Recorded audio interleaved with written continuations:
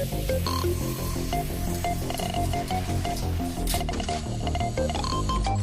a world of constant evolution, where the line between man and machine begins to blur, a new age of possibility emerges.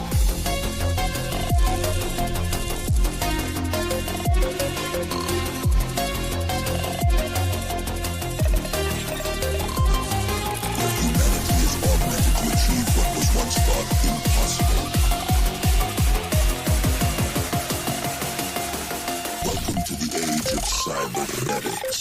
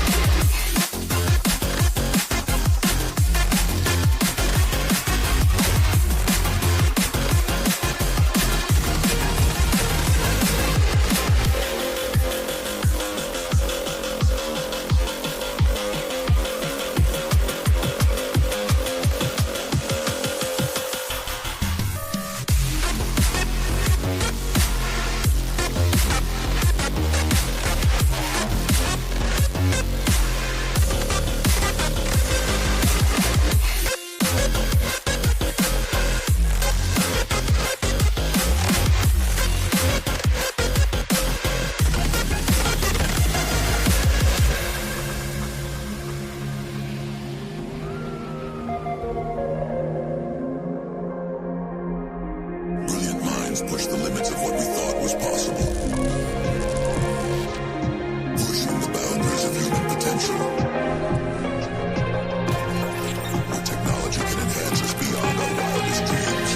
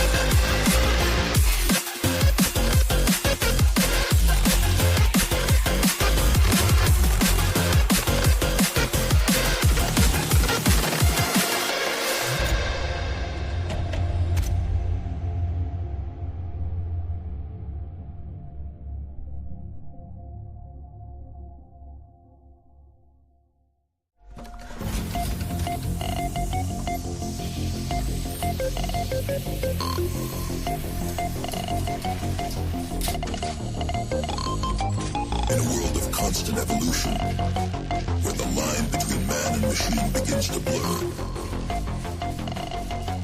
a new age of possibility emerges.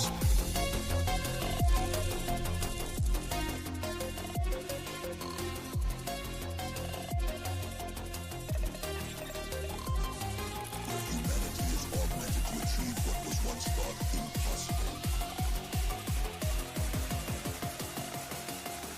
Welcome to the age of cybernetics.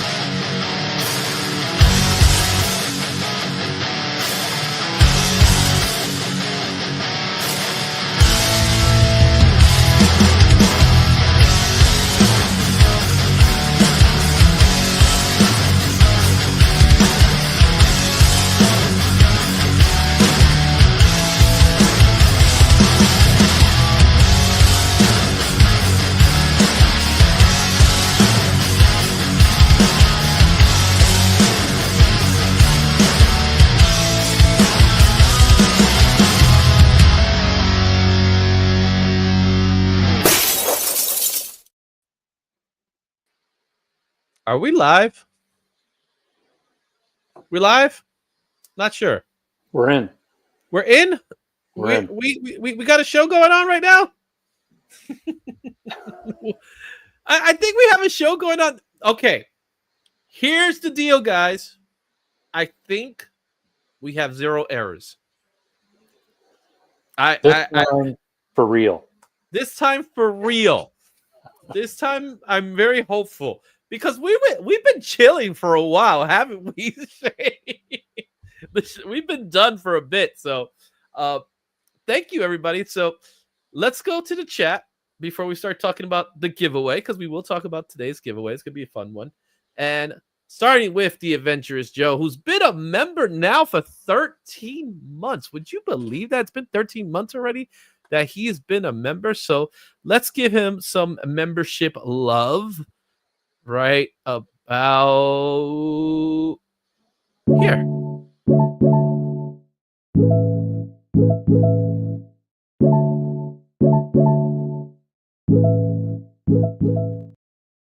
And there you go. That's for Adventurous Joe.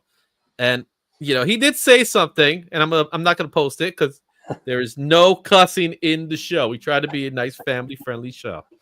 But we got Nerdy Geek. He says hi to me first, Shane. I feel so blessed. And now you get your hi. How are you, my friend? So I'm his buddy, but he's your friend. So I don't know which level works. Well, you wanted to be first. All right. I'm good.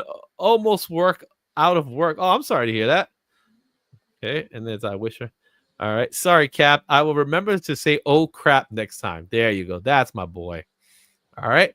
Comic Cap Collectible. Rich is in the house. Rich and we got to hang out this weekend in King Kong. And boy, was it a good show, man. Shane, those shows are awesome. I was calling you about some of the things I picked up. I know. And you were like, got some excellent dollar bin books.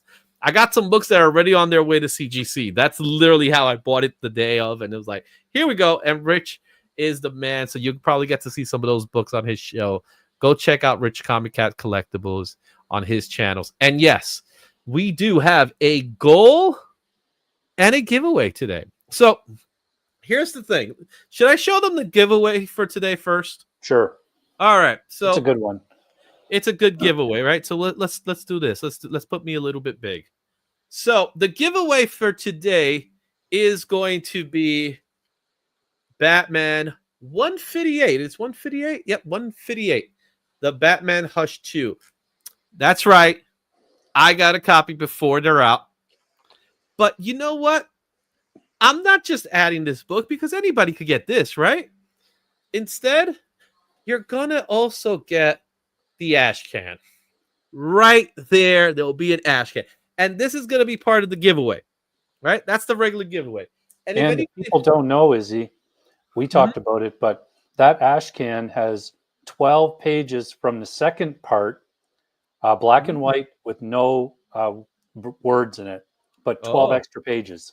There you go. So this is the giveaway. This is going to be for today's giveaway. But if we reach our goal of 5, count them 5, we just need 5, I'm going to add Fantastic Four 347, first appearance of the new Fantastic Four, but Fantastic Four 348, the wonderful Arthur Adams cover.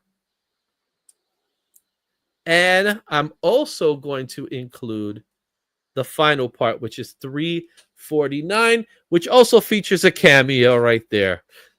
I love this one. Is so much fun. So we gotta get the goal. If we hit the goal of all we gotta do is get 5. We got 5. That's it. 5 super, what they're called, super chats. We'll include it in this giveaway. So that's how we're gonna do it. All right. So all I gotta do is do a super chat, and we're gonna put the Batman Hush. That's automatic. But if we get the goal, if we hit the goal, I'm putting in the Fantastic Four books. Okay, that's for today. Now, I did mention the Omega Men. I have a great idea in mind for the Omega Men that we're going to do. I'll talk about that at a future show, but we are going to do the 10K giveaway for that. All right, let's go back to say what's up to more people in the house. We got I Have Comic Issues. He had a good show, right? He did his very first show. Yeah. Good live stream. He's Awesome. a seasoned veteran now. Now he's a seasoned veteran. There you go. The comic vet Chris is in the house, and he's going to be talking about something's killing the children. Yes, we will be talking about Tiny Onion, so that's going to be fun. All right, and as you put it out, there will be some talk of that. Chris, the comic vet, with 22 months. We're almost at that 2-year mark. Chris, thank you so much. Let's give him some love.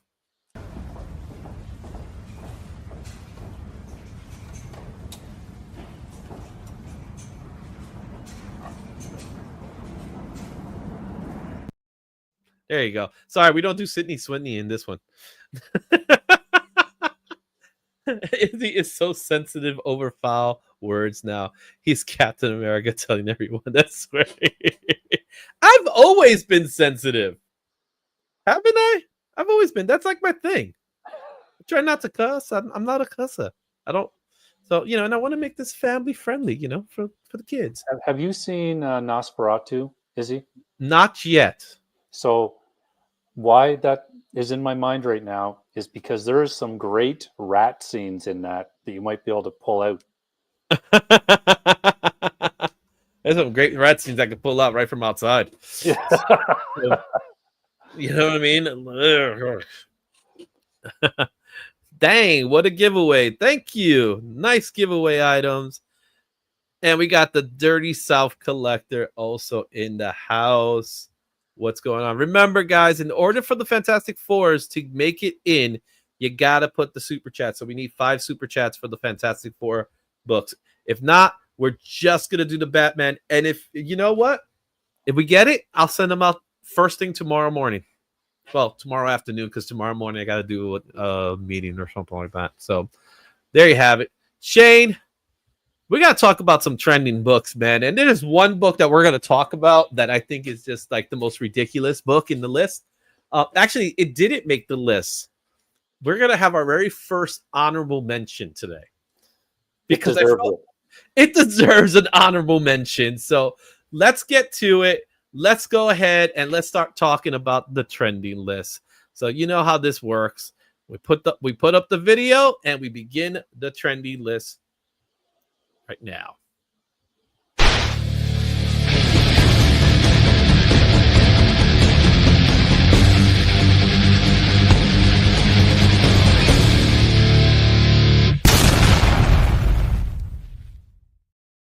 We're in the final week of March 2025. Can you believe that we're in the final week of March? I can't believe it. What just happened? And for us, I'm sure you're pretty much the same, but it's like in the minuses Celsius up here. So well, yeah, we don't believe in those things. We're Fahrenheit people. Right. Yeah. So for us, our temperatures are getting spring-like. So, and it's been raining. So, that's something. Enough talk about the weather. Let's talk a little. It's snowing here.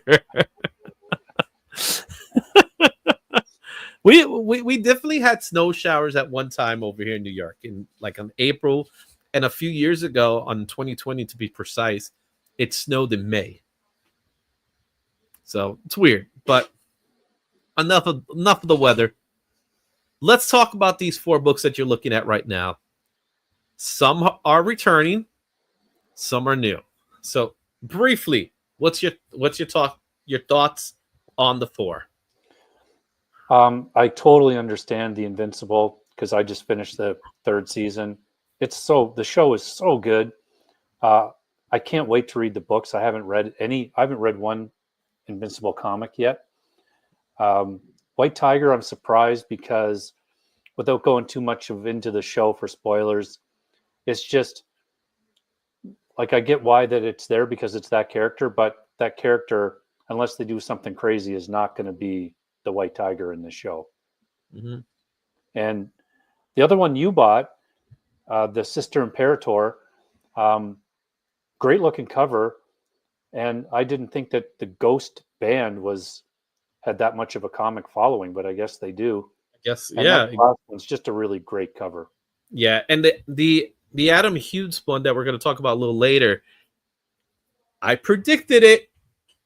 Just letting you guys know, I predicted that book was going to be hot, and I was right in saying so. So if we had a production studio, we would go, play the clip. Play the clip. All right. So let's do our first honorable mention. It has to be said. It's Your Friendly Neighborhood Spider-Man, the 1 in 25 second printing. Now, Shane, this book came out this past week. It has a high sale of $250 raw. Meanwhile, the first printing, which was a variant cover, which is pretty much the exact same image. The only difference is the text, as I showed you, that they added text into it, has a high sale of $154 in a 9.8. This is one of those moments to me where I look at this and I have to say, what the hell is even that? That's a good one for that. Yeah. I mean, they added the text from AF-15. you guys in the chat, in the comments, please tell me, why is this such a big deal? It's the same cover. The only difference is we have a barcode in one, we have text in that barcoded one, and the other one doesn't have the text or a barcode. I don't know. Like we said earlier, like I would pick that second print up. If it was like $15, I would buy it. I'd be like, oh, that's kind of cool. It has the text on it. That's a neat idea. I'll get it, but not that much. And it's featuring Spider-Man, even though his name is in the damn title. Who else would it feature? So I saw that and I just went, you got to be kidding me. It made it to number 1 in cover price. Would you believe that? Yeah. Because of the hype. Now the show is over. It's now in the past. And people enjoyed it. I'm 3 episodes behind, so I gotta finish it up. So we saw an episode yesterday. We'll probably see another one today. It's been good. I'm really enjoying it. In the episode I saw, the end, we get Scorpion. So now we're gonna see him in the following episodes from there. So not that big of a spoiler. I enjoyed the show. I think the book deserves the love it's getting, but come on, give first printing the love it deserves. Yeah. You know what I mean? It's like really a 1 in 25 second printing of the exact same image that was in the first printing. I'll buy the 9.8 and photocopy the front of the other one off the internet. And then Put the text on keep it. it on the slab. You know, it's just, I'm sorry. These are the moments that really irritate me about variant covers sometimes when you have things like this. $250 because it has some text. I'm the same with when they do. DC does this a lot, I think more so, where the 1 in 50 is just a virgin cover of a regular printed one. Like the DC trade dress right now is so small on Absolute Books anyway. Like, yeah, it's not that serious. It really isn't. You know, I get rarity's sake for rarity's sake, but come on. Is it really that serious? This is why people laugh at us. You know what I mean? It's like, oh, it has the text now. That's the reason, sir.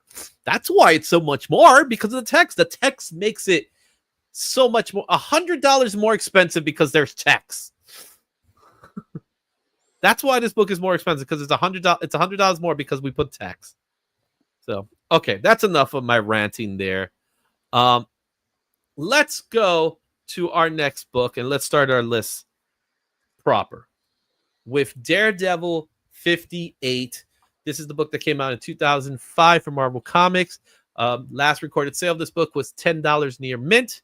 Fair market value $6. 9.8s are going for $160. This book was number 6 on Key Collector and number 10 in cover price. Sales volume of this book is at 23%. The hype level is a medium. Talk to me, Shane. What is the story with this book? Well, just like we talked about with the White Tiger cover, this is the first appearance of Angela Del Toro, I believe. Mm-hmm. Yeah, but not in costume, as like one of the versions of the White Tiger. I think the 4th one. Mm-hmm. And she shows up in the show again. Not getting too much into spoilers, but she is there for sure. Yeah, she makes a scene. She makes a cameo in the show, and this book immediately skyrockets. Makes some sales. 23% is no laughing matter with sales, right? I have this book. I forgot all about it. It's a Brian Michael Bendis book. Alex Mayleave, who is a phenomenal artist. I always love the work in this book, in this particular series. It's cool that it's there. I'm happy that it's in this list. Just like we said before, and for other shows, this probably won't have a lasting effect. And $10, $6, it's pretty much a dollar bin book in a nutshell, and it probably will stay a dollar bin book because, like you said, there probably isn't much more. Yeah, I don't know if aside from, again, I won't go into it because I don't want to ruin it for anybody, but unless there's an appearance later on in the show, then this is just going to be, hey, this character's here. Let's go find her first appearance. Mm-hmm. And that's going to be it. This book will be off this list if she's not back in the show. Yeah, and we're going to talk some more White Tiger. There's definitely some more White Tiger talk this week in the show. This is our first White Tiger. It's a medium because, again, I honestly don't think this is going to have a lasting effect. So that's why it's going to stay a medium for now. And let's take a look at number 9. Number 9 is Spectacular Spider-Man number 15. This book came out in 2004 for Marvel Comics.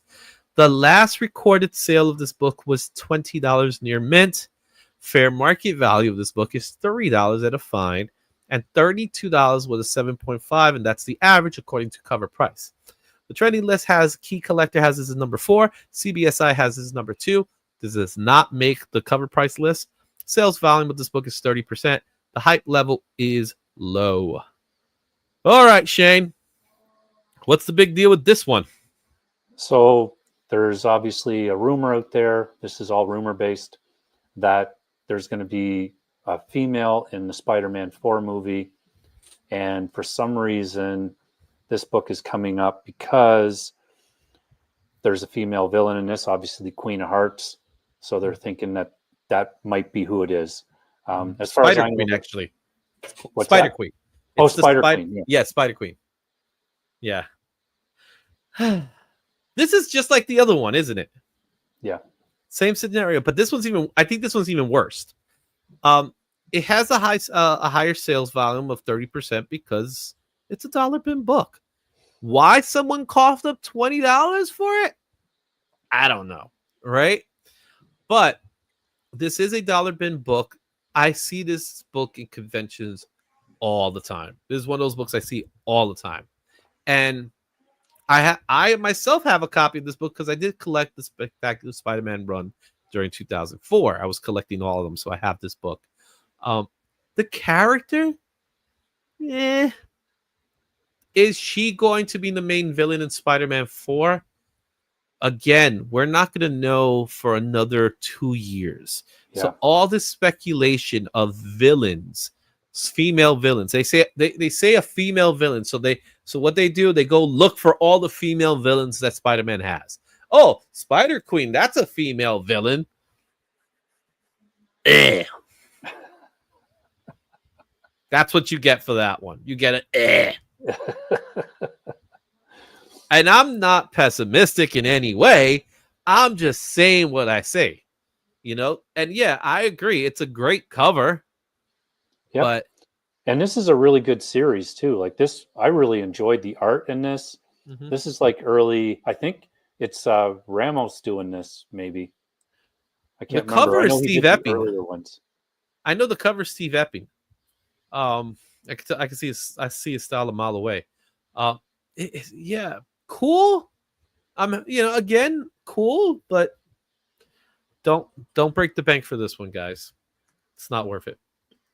All right, let's take a look at number 8.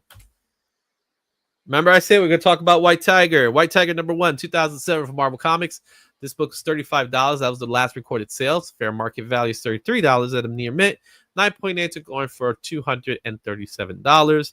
This on the trending list for key collector number 5, number 8 in CBSI, number 9 in cover price. Sales volume, this book's at 18%. Hype level is medium. So this is her first solo adventure as the White Tiger. What's your thoughts? Well, going back to the show, like when they're at showing this character, she does have the costume, or Matt has it. So she's going to come into possession of it. So again, I kind of see the logic behind this. And again, I would pick up this book if it was, cheap. Like I wouldn't pay $30 for it for sure. Yeah, it's like a $20 book at most. Yeah. But I would pick it up, because you never know what Marvel is going to do with these shows or these characters. And I mean, the bottom line is that when they go into this Doomsday and Secret Wars type storyline, I think they're going to want to have some heroes that, not that this is going to happen, but they can kill off. So you're saying she has a potential of showing up and dying. Make you care and then take them away. There you go. All right. This is the first appearance of Angela Del Toro as the White Tiger, where the other one was her first appearance in character. This should be a very difficult cover to obtain at high grade because it's so white. So to try to keep it clean is crazy. But I like it. I think it's cool. Anything that has to do with Puerto Rican characters, I'm in. You know what I mean? That's my thing. That's my thing. Yeah. All right. So let's go ahead and go back to the chat for a minute here. Let's start with Tony. Hey, Tony, how you doing, my man? How you doing, Tony? All right. It's a 1 in 25 second printing. They are way harder to get. Not really. You go to a shop like Midtown Comics that happens to buy hundreds of copies. There's a few of them there. And you could probably get them at a good price before Buzz hits. So I didn't think, I probably would have been able to pick that book up for $20. But even so, I have the first printing. I don't need a 1 in 25 second printing. All right. I did like the X-Men number 2 1 in 25 second printing of Magic with a blue background. That makes a little more sense that the background is different. This one, you just add text. It's the same cover. All right. Passing hard on this, then the Chief has the touchdowns in the Super Bowl. Shane saying, screw that. I'll make my own variant. And correction. Angela is the second White Tiger, Shane, not the fourth. The third one is his sister. There he goes again. Excuse me, Shane. Correction. Angela is the second White Tiger, not the fourth. The third one is his sister. This is what I'm talking about, guys. It's all good. I don't mind. I'd rather go with the real information. So, all right. I will buy this one because it's of the cool spider cap color. Don't care about the spec. That may not happen. You know what? If you want to buy because of the cover, yeah, absolutely. What I'm saying is don't cough up so much money for a book that's $1 bin book at the moment, right? Chris is on Black Cat, and we'll probably talk about Black Cat. I think we will talk about Black Cat a little bit later.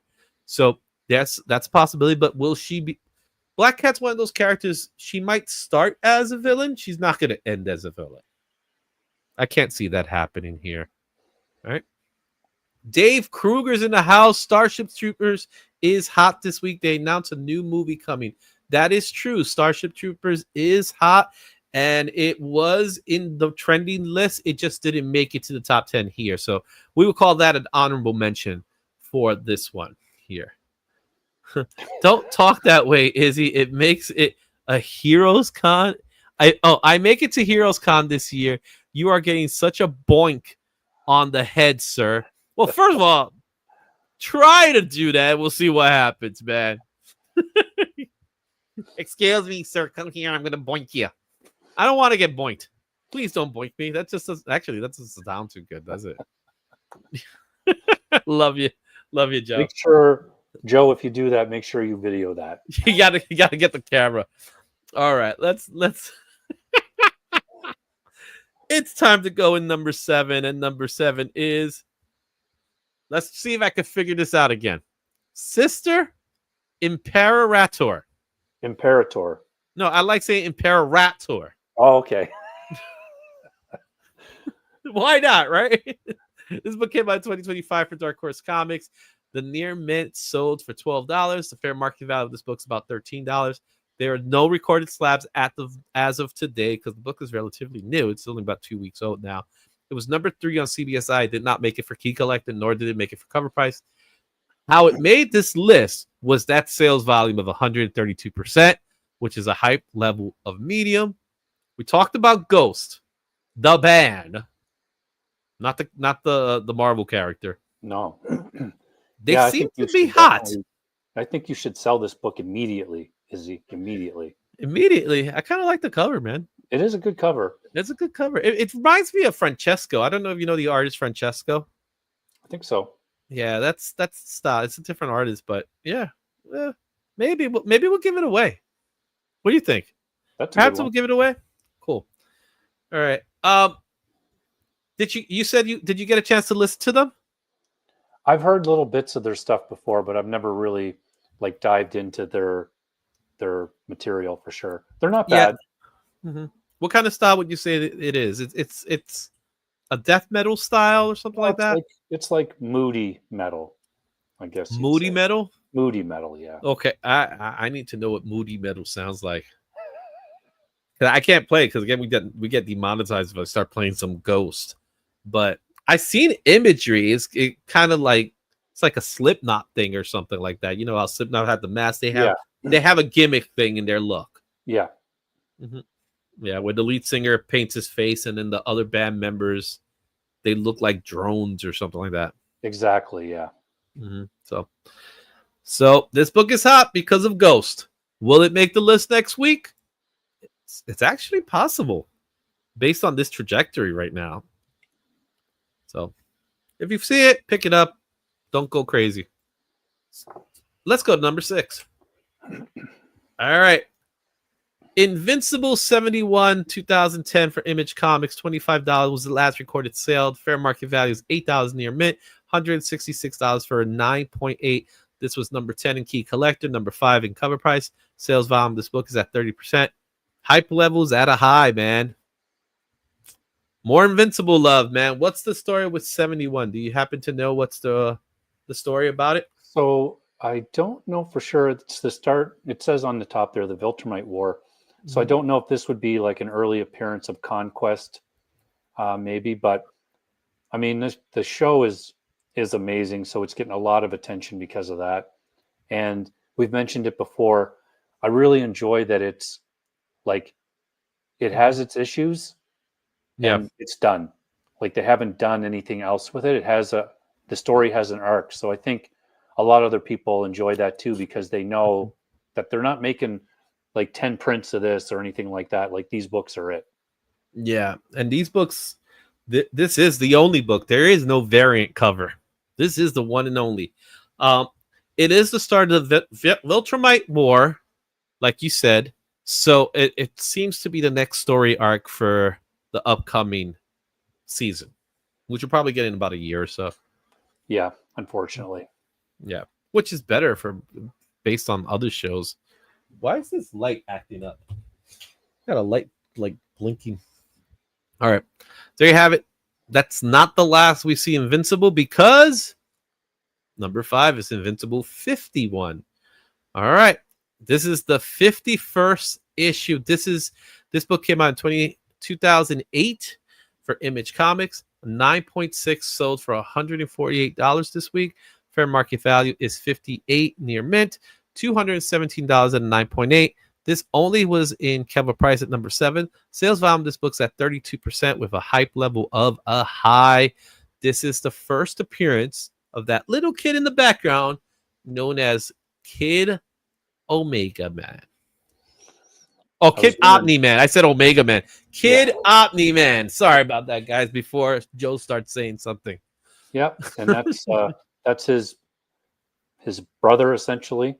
Mm-hmm. So again, in the show, that kind of arc was really good, and that's what made that last episode like super stressful to watch, was his involvement in it. So yeah, I can see why people are going back. Even I watched it with my daughter, and we were just both looking at each other going, no, don't. I hope that doesn't happen, because we have no idea, right? Because we don't know what happens in the book. Yeah. Well, this is the start of another arc, right? The beginning of a new arc. He has the new costume. He has the little sidekick. I love the way how the show is drawing people back to the series, which I think that's the intention, right? Because the show's very, very much mirrors what's in the comic book. Not one for one, but for the most part it does, and that's the great part of it. So great stuff. Invincible 51, $56 near mid. It's it's a little high, but these books don't have the print count is actually pretty low for these books.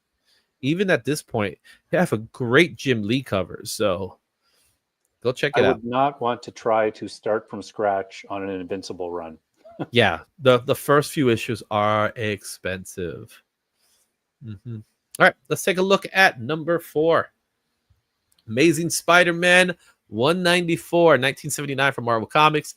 $830 was a 9.6 selling this week. That's awesome.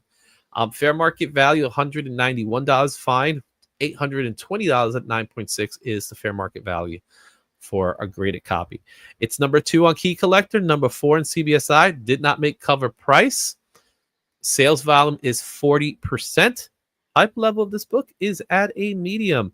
First appearance of Black Cat. We've seen this book numerous times.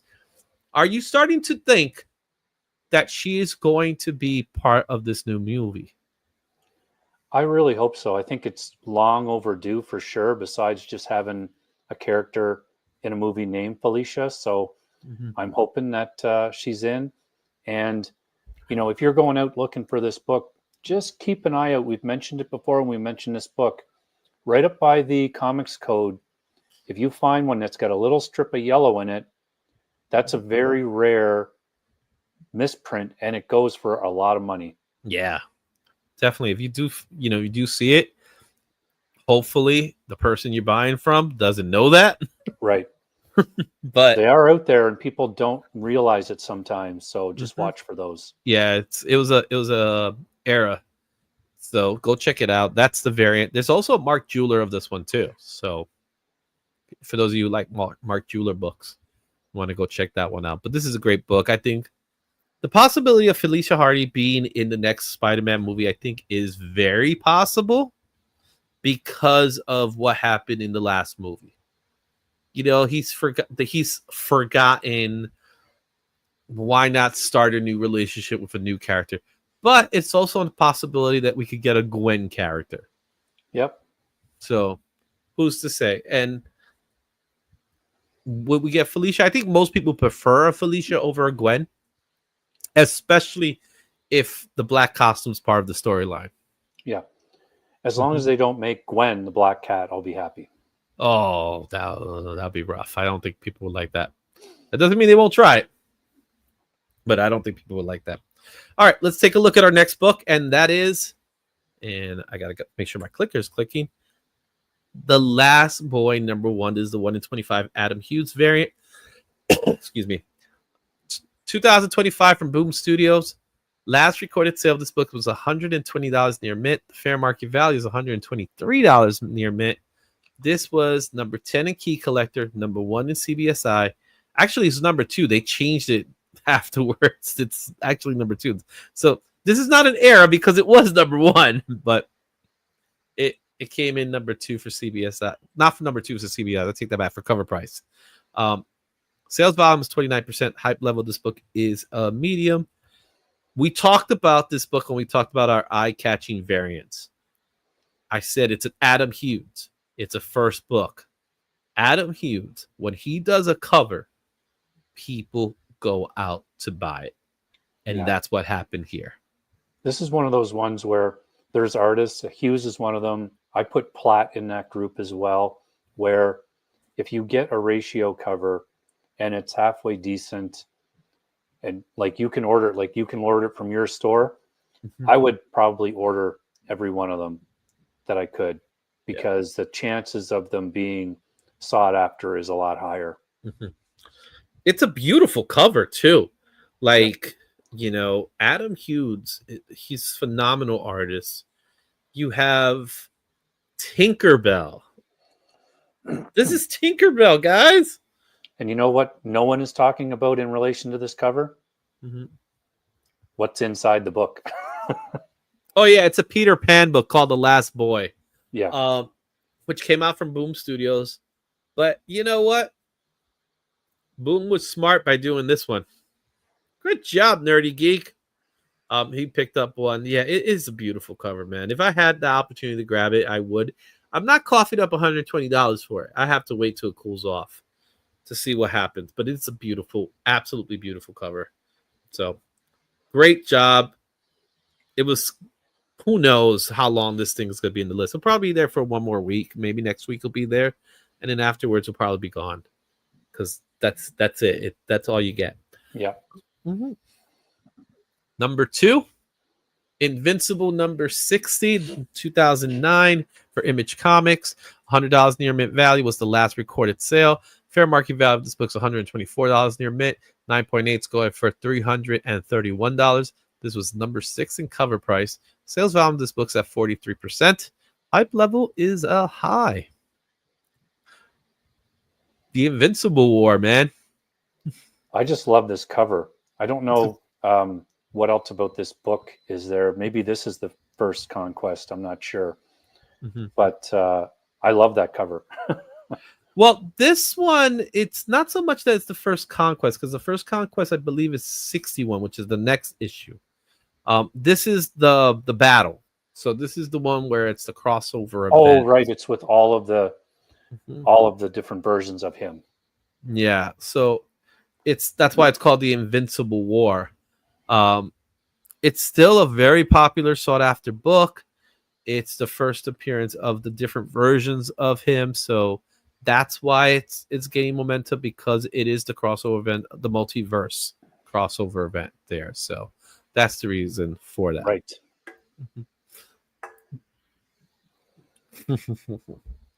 All right. I was just informed I can't boink Izzy on the head because they call it a hate crime. If you show up to Heroes Con, man, I'm going to give you a boinking. So we'll see what happens. Ready for number 1? I don't know. What do you think? Could it be Invincible Returns #1? 2010 for Image Comics, $32 near mint. Last recorded sale. Fair market value is $60 near mint. 9.8s are going just shy of $200. It's #1 in Key Collector, number 9 in CBSI, number 4 in cover price. Sales volume is 31%. Hype level is a high. Invincible's hot right now. Yeah. I mean, what was that? 4 books in the top 10 for Invincible?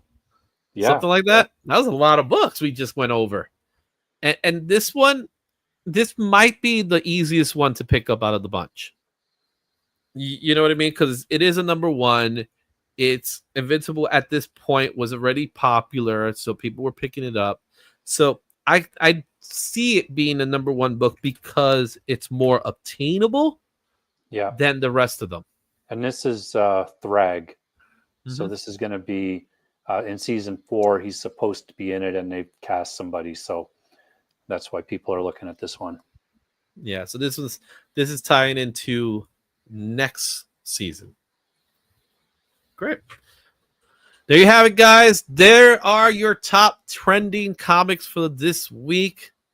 Let me know what you think of this ranking system. Which books do you have? Let me know in the comments. Share your thoughts in your comments on what's your thoughts on Invincible and really everything else. Did you like that Adam Hughes Tinkerbell? I want to know. I need to know. Put it in the comments. Let me know. And stay tuned for next week's rankings. Until then, we'll see you there. And with that said, there we go. Let's go back to our goals for today. Just to remind everybody, we do have a super chat goal. You give me 5 of them, 5 super chats, and I'm going to add the Fantastic Four books into this giveaway. So I'm going to be doing the Batman Hush with the Ash Can. That's going to be part of the giveaway normally. So this is going to go out. But if we get the goal of our 5 super chats, I'm going to add the Fantastic Four books. So you could win these Fantastic Four. These are great books by themselves, man. Each book is like a $10 book. So, and it's a fun story. It's worth reading. These are like high grade quality books too. So that's the other thing about them. So we're going to be doing that. I can't wait to see if someone does pick it up. If not, I'm going to be so happy. I'll keep it myself. No, I want to make sure one of you guys gets in the chat. So make sure you leave a super chat in there and you will have a chance to win it as well. So let's go ahead and get to our next subject. And what's that subject? Let's remove this from the studio. All right. We're going to be looking at 30, 60, 90. This is the part of the show where we look at the books that were hot 30 days ago, 90 days, 60 days ago, and then finally 90 days ago.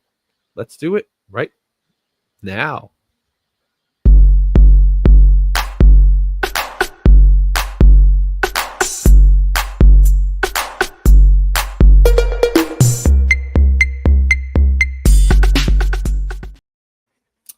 $30, $60, $90 look back. The part of the show where we look back at the books that were hot a month ago, 2 months ago, and 3 months ago. Did we just talk about Friendly Neighborhood Spider-Man? We did. And we haven't really talked much about Spawn lately, have we? And who doesn't want to talk about Crypto the Super Dog?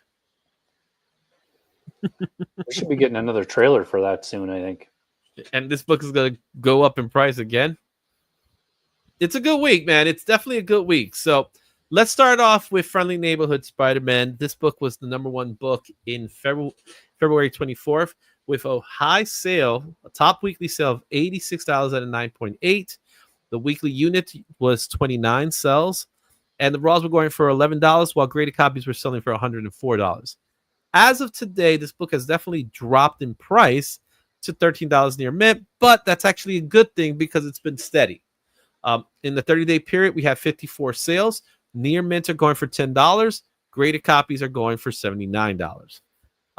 The highest known sale was that $86, and that was February 25th. As of this moment, we have 32 copies in the census. Yeah, this is a fun book. I really enjoy this. It ties in with the show, but it doesn't like repeat what's going on. Mm-hmm. So I can see why it's holding its value, because that's the thing with streaming stuff. Like, kids will watch it and then they forget about it. Then they'll watch it again and new people will find it. Mm-hmm. That's one thing I really like about it. So yeah, I'm happy the book is there. I enjoy this one. It's a fun little origin story for all the characters around, right? Because it's an origin story for literally everybody that's around the story. Like, he's been established as Spider-Man, but he's not OG Spider-Man just yet. Yeah. So we're getting to that level, and it's pretty cool. And yes, the series is over now. So if you've seen it, then great. I'm still 3 episodes away from finishing it. I'll catch an episode later this evening. But like I told you, I think it's a fun show. I think it's a great all ages show, which is what I love. You know, where you have Invincible. Invincible is not an all ages show. No, definitely not. You know, so even though My wife won't even watch it. But yeah, my wife is like, "Oh, I can't. It just gets too graphic for me." I was like, "Yeah, it gets pretty graphic there." But man, so this is one you can watch. All the kids can watch it, and who doesn't love Spider-Man? I'm sorry. If you don't like Spider-Man, there's something wrong with you. I'm sorry. Yeah, my youngest can actually do all the lyrics from the intro song. Oh, there you go. Now we're talking. Yeah. Let's take a look at the book that was hot 60 days ago, and that was Spawn 356. This is from 2024 Image Comics. On January 27th, week 4, it was $40 and 9.6. 51 units were being sold at that time. Raws were going for $31, while graded copies were going for $56 at 9.8. As of today, the book is $22 near mint, and there's 231 sold in that 60-day period. The book's about $20 near mint, while graded are still at $57. The highest known value of this book was $60 at a 9.8, and that was on January 17th. There are currently, as of today, 38 copies in the census. Yep, and mine is there right now. And you're 39. Yeah, and I have an alert on. I've mentioned it every time we talk about this book, and I still have not seen a book come up in a 9.8 for sale. So people are holding them right now. So over the weekend when I was at King Con, I remember I called you and saying, "Hey, I found the book." He was selling it for $20. It was funny because he had a price tag at $19.99. I was like, "It's like, do you really want the 99 cents, dude? Just put $20. It's not that time. It's not that time anymore. We're not taxing either." So, I called you. I remember calling you up saying, "Hey, do you want it?" And he was like, "I already got mine. It's going out." It's a cool book, and I think $20 is probably where it's going to land, and it's going to probably stay that price. I don't see it going higher. I don't see it going lower, but it could go a little higher. Yeah, it just all depends on what happens with all the Mark Spears stuff, and if he stays hot and they actually end up doing something with this property, could heat up. I'm really liking the actual when McFarlane took over 360 and up. I've been reading them; they're really good. Awesome. So you have it, Spawn 356. That was 60 days ago, and let's take a look at number 90 days ago. Number 90. What's that? The book from 90 days ago. Superman 680. This book was hot in December 24th on Christmas Eve. It had a top weekly sale of $60 near mint, $35 with the weekly units sold, $14 were the raws for the near mint, $125 for 9.8.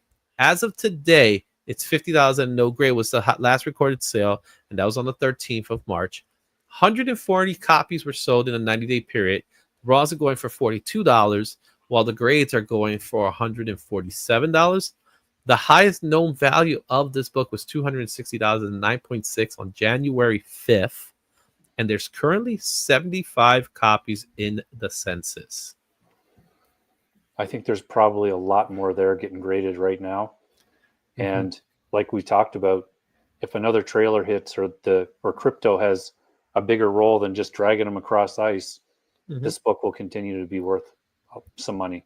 Yeah, I saw this book as well over the weekend, and I think the person was asking for way more than the fair market value that we see here.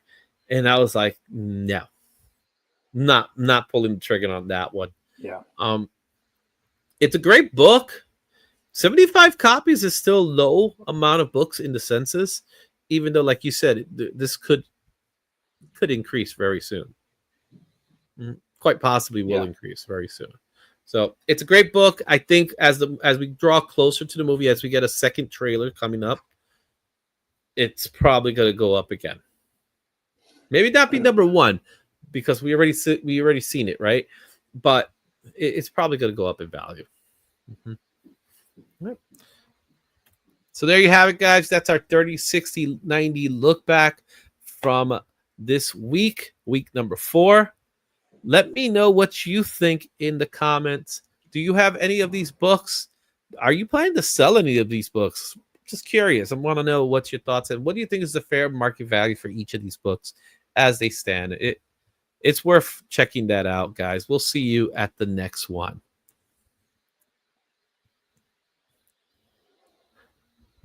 Moving pretty quickly, man. We're moving pretty quickly. Nerdy Geek says, I have none of those. Really, Nerdy Geek? I would have figured you would have had at least one of them. That's the first time I've ever heard him say that. I know, right? If you can't watch Invincible, you are a wuss. LOL. Man, Joe, man, you rough, man. The kids, man. You got to think of the kids. Okay. So like last week, we did not do a poll. I just said, you know what? I'm going to do James Tynion. That's it. I just made that decision. I just, on the fly, said, I'm going to do James Tynion. Why I did? You're allowed to do that. I'm allowed to do it. It's my show, right? I can do what I want, right? I don't remember why I picked him. My brain is not functioning properly now. There was a reason why I picked him, and now I don't remember what that reason was. But L. Ron Hubbard is in the house. I have Spider-Man and Spawn. Yeah, good for you, man. I have the Spider-Man.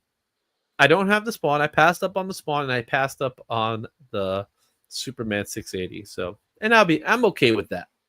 You know what I mean? I love dogs, but I love petting them more. It's an Alex Ross too, so maybe that's it too. Who knows? All right, guys, don't forget I got the Batman Hush, and we're trying to get our super chats, man. Let's get those super chats in there, man, so we could get those Fantastic Four books in there. Okay, I might throw in one more book if we get the super chats. There might be another one. I'm not going to say which book it is, but we'll talk about it. Maybe if we start getting them in, I'll put a mystery book. Okay, so there you have it. So I'll put a mystery book. We'll see what happens there. In the meantime, it is now time for us to do the Creator Spotlight. We're going to be doing a Creator Spotlight from one, the only, James Tynion IV.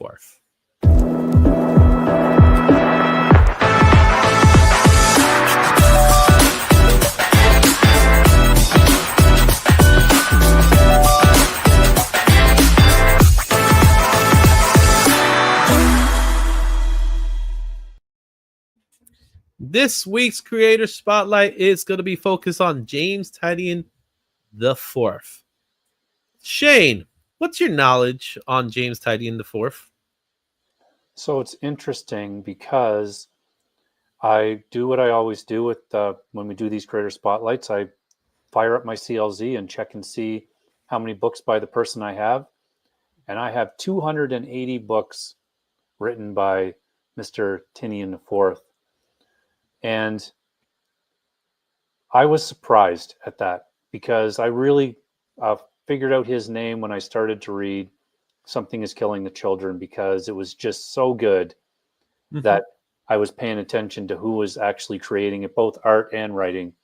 And that kind of, when I started to see his name after that, I'm like, oh, well, I'm going to read this then. Yeah, for me, I got to know the name because of Something's Killing the Children. So during the time he was doing his run on Batman, I was not as familiar with him because I was on a little hiatus during that time. And one thing I learned about him was his affinity for horror comics and, slasher comics and stuff like that, and immature reader comics. And he's kind of like past his time in the way of he's the type of writer that would have been around during the Vertigo era, if you remember. Yeah. And thankfully, he's one of those guys that brought him back. So we're going to talk a little bit. And another thing that really stood out about him is that many of the books that he writes, his own stuff, has been optioned. So he's one of those names that, as of today, may not be so well known, but he could potentially be the second coming of, probably the better second coming, to be quite honest, of Neil Gaiman. Yeah. You know what I'm saying? So that's a possibility, even though he probably doesn't want that comparison anymore, but it's just the same. It's in the same way where he's becoming this writer that could eventually become a screenplay writer. Oh, and yeah. And the Something is Killing the Children universe is totally, for me, like when I read it, you can see like the John Wick, kind of expansion and little tidbits of different houses, and they could do all, like, it's really unlimited. They just, as long as he's involved, I think it'll be awesome. Yeah. So let's go ahead and do his bio first here. James Tynion IV is celebrated comic book writer known for his work at DC Comics and beyond. He gained prominence writing Batman, Justice League Dark, and the Batman Teenage Mutant Ninja Turtles trilogy.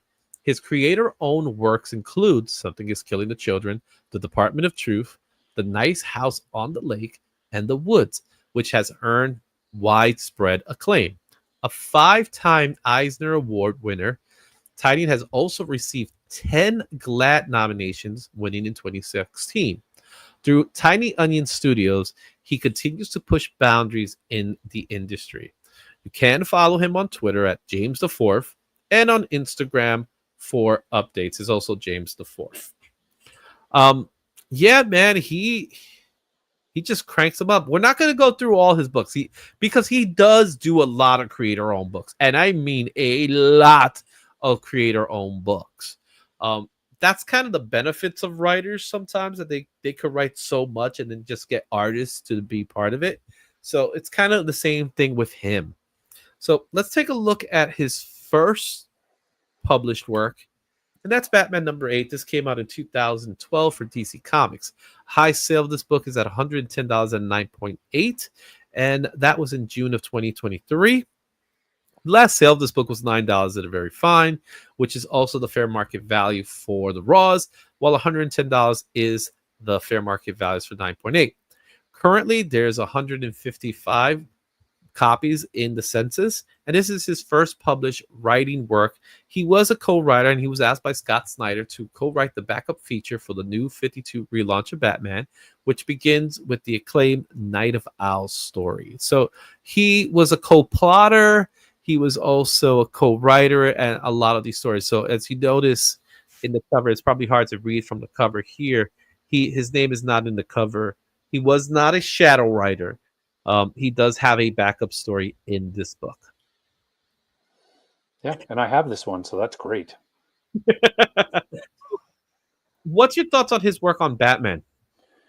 So again, it's interesting because when I ran it, I'm looking through and I'm like, wow, I didn't realize he wrote so much Batman. But when I look at the books and quickly go through the covers, it's like the run of Batman that I really enjoyed. Like, that's, I think, part of what made the Batman today like so solid is there was some really solid storylines, and he had his hand in those. Yeah, and I think he was, again, at this time he was co-plotting with Scott Snyder. This was during Snyder's run with Capullo, so Scott Snyder was really involved. But it's nice to have like a backup writer to kind of like jump ideas off each other, and that's pretty much what was happening here, which gave us a better product. Yeah. So this run on Batman is, some people consider it the best iconic run of this era that has happened so far, even though Ron V is pretty much doing a pretty good job right now with Batman as well. And who's to say Hush ain't doing something soon? We'll see what happens there. But I like that he was working with Snyder because he worked with Snyder prior, and Snyder got him into the business. And this is where he got his feet wet. But he went deep in later when we get to these other books. Our next book is Talon #0. This book came out in 2012 for DC Comics. High sale of this book's at $50 at 9.8. That was in March of last year. Fair market value of this book is $3, which is also the last sale. Graded copies is $50 as well. There's 43 copies in the census. This is the first appearance of Talon, which is Calvin Rose, and the story and written by James Tynion IV with Scott Snyder. Again, this is all part of that Night of Owls story. So this is Talon's first book, but it's not the Talon from the original story. This is a new one. I remember this coming out, but I didn't pick this one up. But I mean, when you look at it now, you got Snyder, Tynion, and Gilliam March. I mean, I would buy this book now for sure, just based on the names, because I know the names better now. Yeah. I'm not that familiar with Talon. I know he had a little run, so they did have a little run of issues. So this was the first, started with 0. The cover is obviously, they were doing covers like this during this time with the 0 covers. I don't know much, so I can't say much about it. All I know is that he co-created the character. So that's all I can say towards that. Let's go to our next book. And that's Batman Eternal #1. This book came out in 2014 for DC Comics. High sale of this book's at $149 at 9.8, and that was in March 2024. Last sale of this book was $10 at a no grade, and the fair market value of the book is $4, while 9.8s are going for $48. There's currently 312 copies of this book in the census. This is James Tynion, that was one of the main writers for Batman Eternals, which was a weekly comic series about Batman intended to delve into the extensive range and characters of Gotham City. So this is more about Gotham City than it is about Batman, even though he's part of the story. Yeah, I have this whole series, and again, you know, going back to this time, even though I didn't know it, you're reading, you know, Scott Snyder and Tynion on Batman and the backup stories, and it's just creating interest so that when other books are released, it's like, oh, well, I'm going to buy this Batman book too, and not really paying attention to the names on it. Mm-hmm. And, you know, it worked. Hey, who would have thought quality will bring people? It's fairly cheap book. You know, I don't know of anybody who's hunting down Batman Eternal. Nope. And it's probably going to stay that way too, because unless there's like a major story that comes from this, I don't see this book, you know, gaining any range of price. You know what I mean? I think what you got is what you got with this one, and sometimes that's a good thing. You know, sometimes you just want to read a good story. So go check out Batman Eternal if you can. Let's go to our next book, and that is Vertical Quarterly CMYK Cyan, which is the first one of the set. So there was a cyan, magenta, yellow, and black. This one has a high sale of, believe it or not, $15 for a 9.8, and that was in July of 2023. Last sale was $3. It's a $2 dollar bin book. That 9.8, it was one of 2 that was sold because there was only 2, and it's a jumping off point for creators to push the boundaries of short graphic fiction in a new vertical. Unfortunately, it didn't really pan out to anything. James Tynion wrote an 8-page story, Once Upon the End of Time, with artist Martin Morazzo.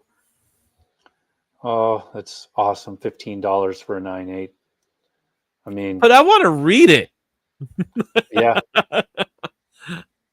I've never seen this book anywhere, I don't think. It doesn't have that look at that cover. Yeah. You're not wasting wall space on that one. It actually looks more like the backside of a comic. Yeah, you're right. It actually does. Than the front. That's the cover. And again, the other one's magenta, yellow. This was their attempt at doing something different with Vertigo. Because Vertigo, one thing I love about Vertigo is the fact that it's set outside of a DC universe, even though it can be part of the DC universe. That's one thing that people don't know about Vertigo. Vertigo can be within continuity. However, it doesn't have to be within continuity. Yeah. Right. So, and it's also it's a bit of a creator own project too. So a lot of the writers get to create their own projects within a DC umbrella, unless the character is owned by DC proper. they usually get to keep the creator rights. I love Verticals. I think Vertical is something that's sorely missed, even though they're saying it's back. I don't feel it being back just yet, even though it is kind of back. Yeah, they tried it with the Black Label, but you're right. I like the Vertigo imprint as well. Karen Berger, who's the editor behind it, she was awesome, man. Such a good time. So I would love to see a return to form with Vertical. I would like to see stories that stretch the boundary. The thing is that Image technically has taken that place now. Yeah. For the most part, So the need for Vertigo in itself doesn't truly exist the way it used to, because we do have an outlet already that kind of fulfills that in Vertigo and other indie comics for that matter, not just Image. Boom Studios, IDW, Mad Cave does a pretty good job as well. So this one, if you see it, pick it up. It's a dollar bin book. There's some great stories in it, I'm sure. Okay. The Woods #1, 2014 for Boom Studios. There's a high sale of $120 at 9.8. That was in August of 2023. Last sale of this book was $15 near mint. Fair market value is $12 for near mint, while the graded copies are $100 at 9.8.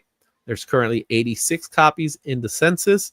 This is his first original comic series, and it's a great story about 513 people that vanish from Milwaukee, Wisconsin, and find themselves light years away in an ancient primordial wilderness.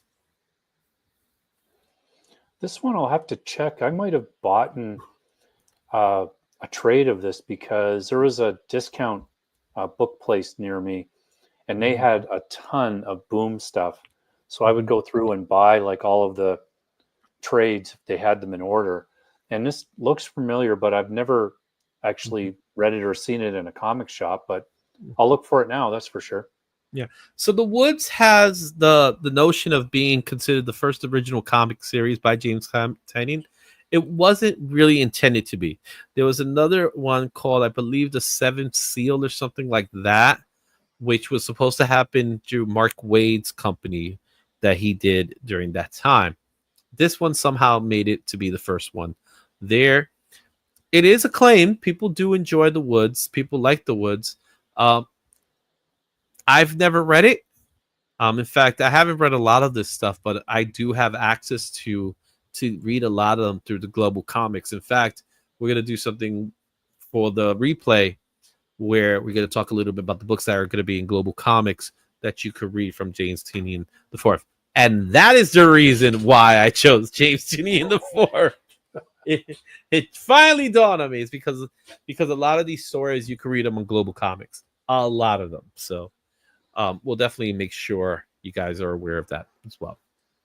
Okay, let's take a look at our next book. Memenic, #1. This came out in 2014 for Boom Studios. High sale of this book is $285 at a 9.8, and that was September of 2021. Last sale of this book was $16. It also happens to be the fair market value for the raws, while $20 for a 9.6 is the fair market value for the graded. There's currently 46 copies in the census, and this is a 3-issue series about a progression of an infection meme that leads to annihilation of a human race within 72 hours. There's only 7,000 copies in existence, and this book was optioned in 2020 by Point Grey Pictures, Seth Rogen, and Evan Goldberg's production company. So this is one of those option books. Yeah, but I've never read this one, so that's interesting. Mm-hmm. So it's a book about an infectious meme. That's what it says. Yeah, you're reading it right. Okay, just make sure. I'm just curious. Why hasn't this been filmed yet? You know what I mean? Who knows? Again, we've talked about it. Mm-hmm. Hey, we can pick up the option for this. Who's this guy? Oh, he's doing this, and this has been optioned. So they went back and found all his other stuff. Oh no, we're going to talk about a lot of option books. Yeah, this is one of them. The Woods, I believe, is optioned as well. So go check that one out. Um, First of 3-3, where's that? If I have an error, let me know. I'll be mad though. It says 3-issue series. Okay. Yeah, I think it's okay. Okay. Phil's messing with me right now, is he? I don't want him to mess with me because I'm trying. Oh, okay. I see.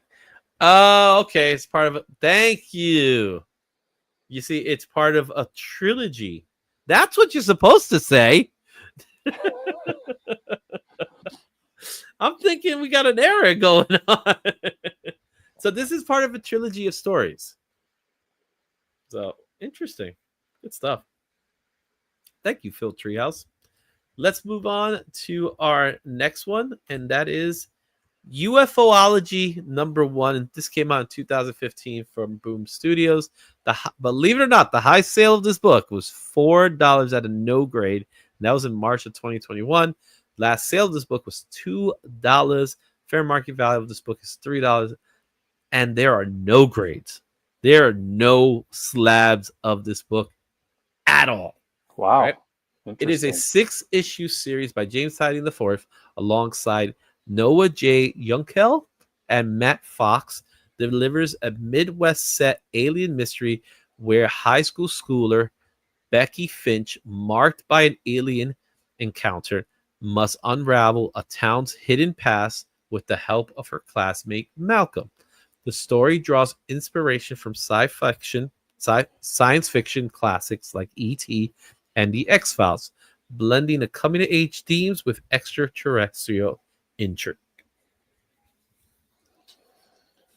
This one I had never heard of either. So neither has anybody else because there's nothing in the census. Yeah, $2.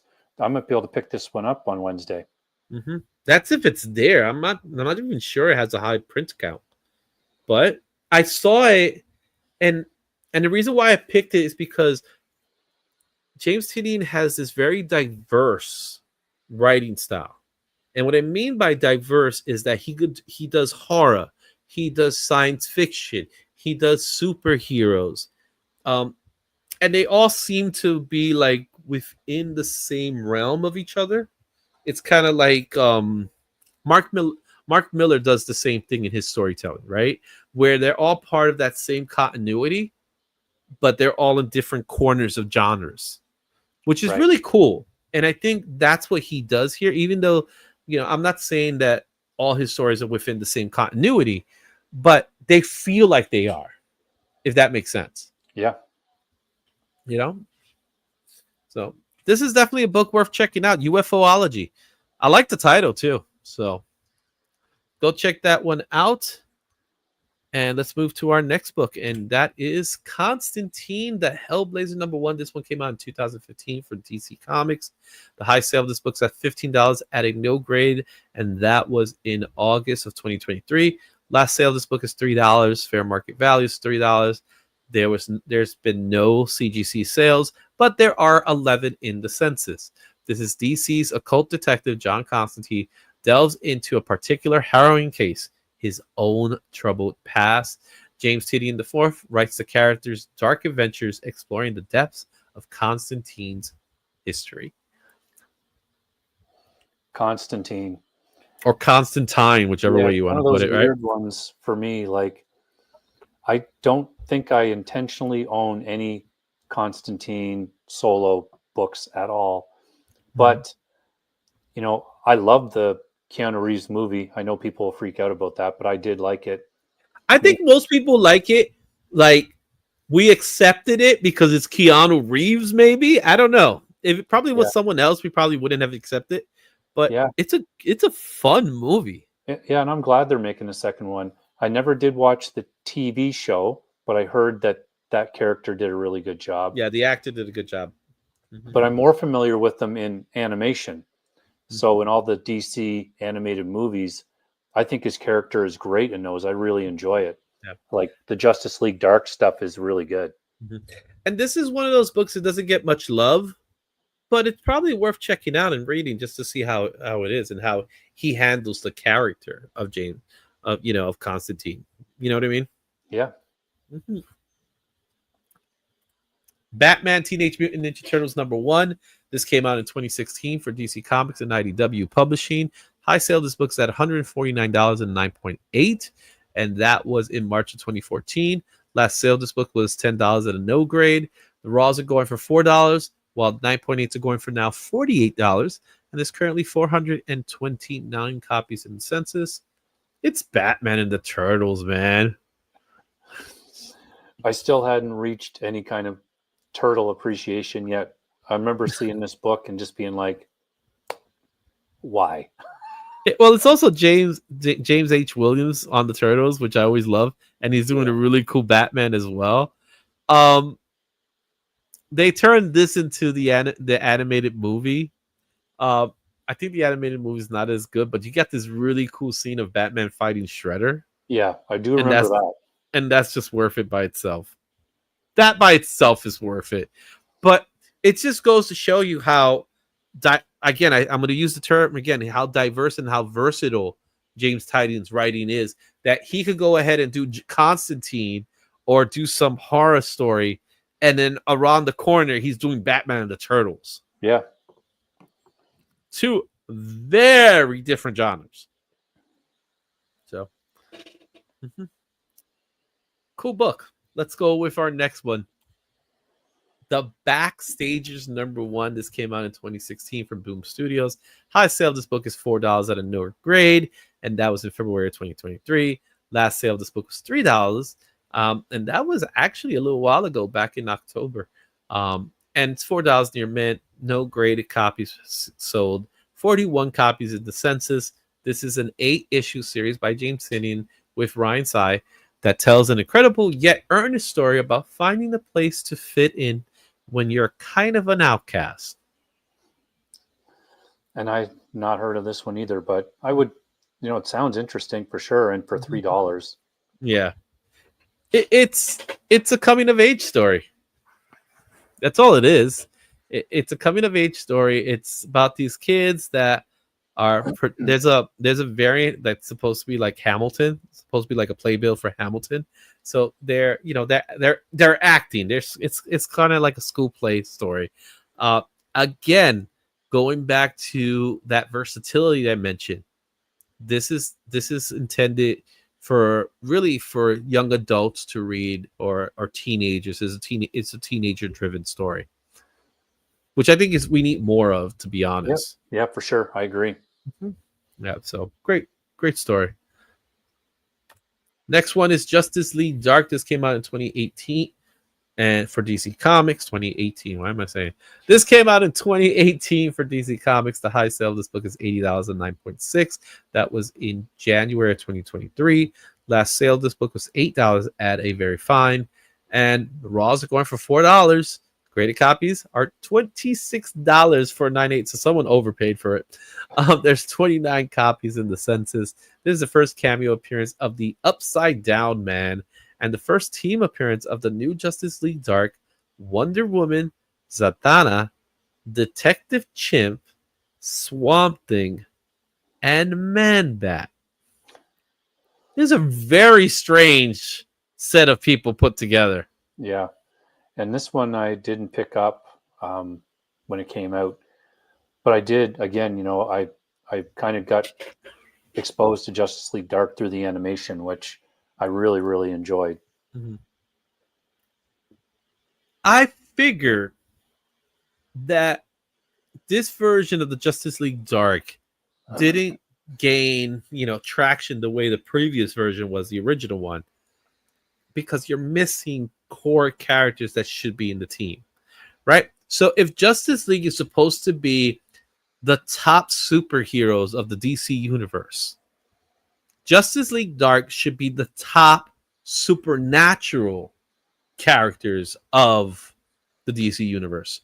So Swamp Thing, of course, John Constantine, what's her name? Madame Xanadu, right? Is it Madame Xanadu? Madame Xanadu, Zatanna, definitely Zatanna. Those characters, Dr. Fate, they should be the ones that are part of this group. Man-Bat, Demon. yeah, Demon Etrigan, right? Man-Bat? Is Man-Bat a hero now? You know, it's like, I don't know how I feel about it. And then, you know, Wonder Woman's part of it. Does she need to be in another Justice League team, man? Put it back in the real, you know. I'm just saying. And I think that's probably why it wasn't as successful. Yeah, I agree. Even though I don't know what's going on with that Swamp Thing. Look at that Swamp Thing. He looks sexy. He's growing some hair. You know what I'm saying? Look at him grow. All right, let's take a look at our next book. And that's the big one. Something's Killing the Children, #1. This book came out in 2019 for Boom Studios. High sale of this book is $1,500 at a 9.8, and that was in May of 2021. The last sale of this book was $643 and 9.8. That was in March of this year. Raws are going for $382 near mint, while graded copies are averaging about $640. There's currently 3,852 copies in the census. It's the first appearance of Erica Slaughter, James, and Orskuda type. There are currently 33 copies that we know of. 33,000 copies that we know of. And Something's Killing the Children is in development for a TV series. Last we heard, the writers have been hired to adapt for Netflix. When do you think we're actually going to see this as a TV series? I don't know, but if I was in charge at Netflix, I would just get him to adapt it. I don't understand this tendency to hire writers to write something that's already written. I just don't get, like, bring in if he can't do screenplays, okay, bring somebody in to say, hey, because everything is storyboarded. It's already there. It's in the comic. Yeah, you have everything already set, right? Everything is exactly what you need. Like, I don't, drives me nuts, Izzy, like, really. The comic is a storyboard already. Like, for Pete's sake, people.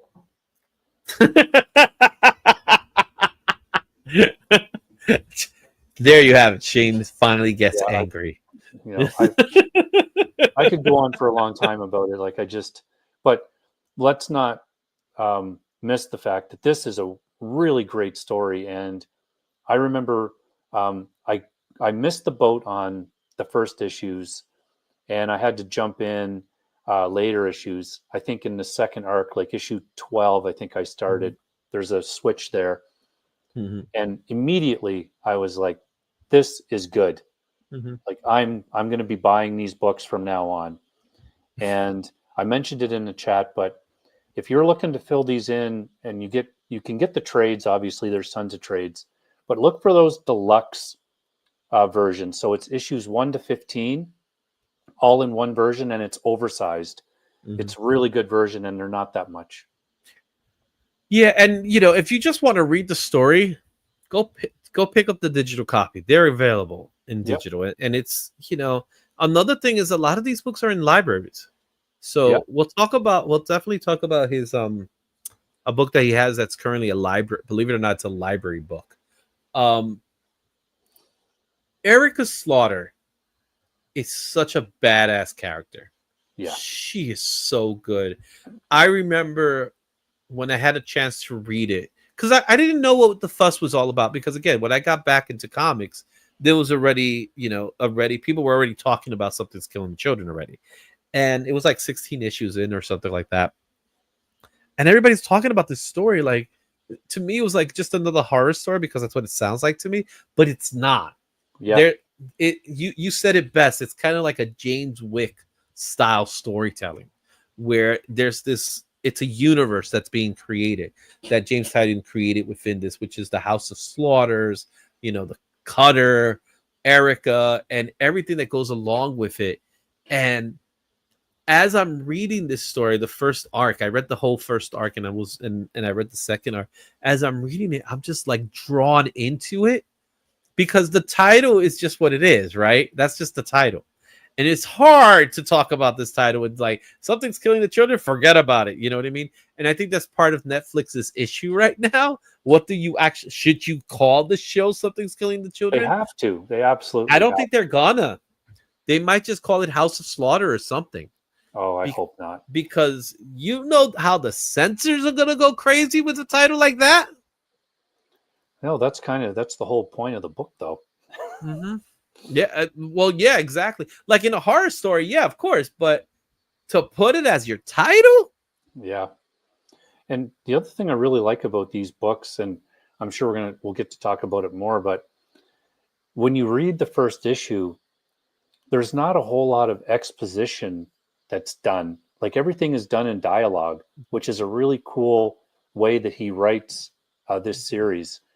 And then later on, you got the Book of Slaughter and the Book of Butcher, and they're a volume of like text that kind of gives you a backstory. It's really well done, really well written. yeah, it's a great story.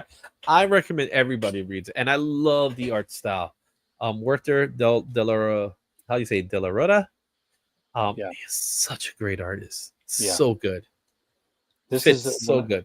Yeah, when I give this book to anybody that is new to comics, I give them that expanded volume 1 to 15, and they bring it back like in a couple of days, and they go, "I want more."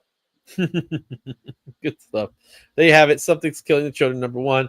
Our next book is Batman 89. So we're going back to Batman 2020 DC Comics. High sale of this book is $305 and 9.8. That was in August of 2021. Last sale was $30 near mint. The raws are going for about $23 fair market, while $82 at 9.8. There's currently 3,176 copies in the census. This is the first cameo appearance of Punchline. Okay, Punchline. Let's talk a little bit about Punchline. We're going to get to her first appearance soon. But was it a smart move to create this character? I think originally, yeah, I think she's a really cool character. You know, he kind of took the whole Harley idea and morphed it a little bit and made some changes that she still stands out. And we had talked before. I just think that it's just kind of they didn't do enough with it. Something happened near the end, and kind of like it was going this way and then kind of like fell. Yeah. Right. Well, with Punchline, she almost feels one-dimensional. Almost. I didn't say she isn't. I think everything you wanted Harley Quinn to be the opposite of, right, is what Punchline is supposed to be. So she becomes the new sidekick for Joker. But the reality of it is she's not really a sidekick. She's more like an equal to him, right? Because she's just as bad. Yeah. Right? So you have this character who should be Harley Quinn's villain. And I think that's where they screwed up. They didn't do that Harley here, Punchline here. They did have it when they started it. But then it kind of like went that way. Yeah, I agree. And whether it was different writers, putting their 2 cents on it, or maybe there wasn't enough establishing stories with her. I don't know, but yeah. And where is she now? Like, who knows? Yeah, but let's take a look at her first appearance, which is Year of the Villain, Hell Arisen, #3. That was in 2020 for DC Comics. $450 is a 9.8 is the high sale. That was in May of 2021. The last sale of this book was $100 at a 9.8. Fair market value for the raws are $41, while for the greatest is $100. There's 4,518 copies, and this is the first full appearance of Punchline. Okay, now as we continue talking about Punchline, this book has a lot of potential. As I said, Punchline should be Harley Quinn's #1 villain. She should be. Yeah. Why she isn't, I don't know. Maybe DC lost interest in the character or something. If she does become Harley's #1 villain, then we could potentially see her first appearance go up in value. This is a spec book. This will always be a spec book. Yeah. Because Punchline is a character that has the potential of being in an animated series, in a live action series. She looks great. Yep. You know, they did a great job in her, you know, in her costume design and how she looks. She does have potential. And with a name like Punchline, I think it's a good name too. Oh yeah, for I sure. I honestly think $41 is a good price today for a book that could potentially go up in value. Yep. And I don't own this one. I own the Batman one, but I missed this one. So Yeah. I'd probably pick it up. Yeah. I'll see if I can track it down during the weekend. You know what I mean? I'll start combing around and seeing what's out there. Because I think there's a possibility with her. Yep, You I know? agree. It's a good character. It just hasn't been used correctly yet. Yeah, exactly. Moving on to Win #1. This book came out in 2020 from Boom Studios. High sale of this book's at $161 at a 9.8. That was in August of 2021. Last sale of this book was $3. Fair market value of this book is $4 near mint, while graded copies are going for $39. There's currently 509 copies in the census. And in a world where those with magical heritage are threatened with death, a young boy must keep his abilities a secret until he is forced to embrace the gift. Also, James Tynion vaguely teased meetings he's having about this property, implying a potential movie or TV deal. So this is another one. Wind is another one of those books that he's written that has option news attached to it. Yeah, and I missed this one as well. But again, exactly what you were saying. This is another one that, it's diverse story. It's not like his usual stuff. Now he's in the magic realm, right? Mhm. So it's cool that he can do that. And I'm sure that you can pick all these up in a trade or read them online, like you were saying, digitally. So Yeah, with Wind, it has that there is a following with Wind. And I do believe that out of all the stories that we've talked about that have options, obviously Something's Killing is a little different, but Wind is another one that I think we could see in a live action form. So if you can pick up this book for $3, $4, $10, you get a 9.8 for $39. Hold on to it. I think this is another one of those sleepers. yeah. And it's great to read a good story. So, if you want to read it digitally, go check it out digitally. It is available on a digital platform. Here, let's take a look at our next book.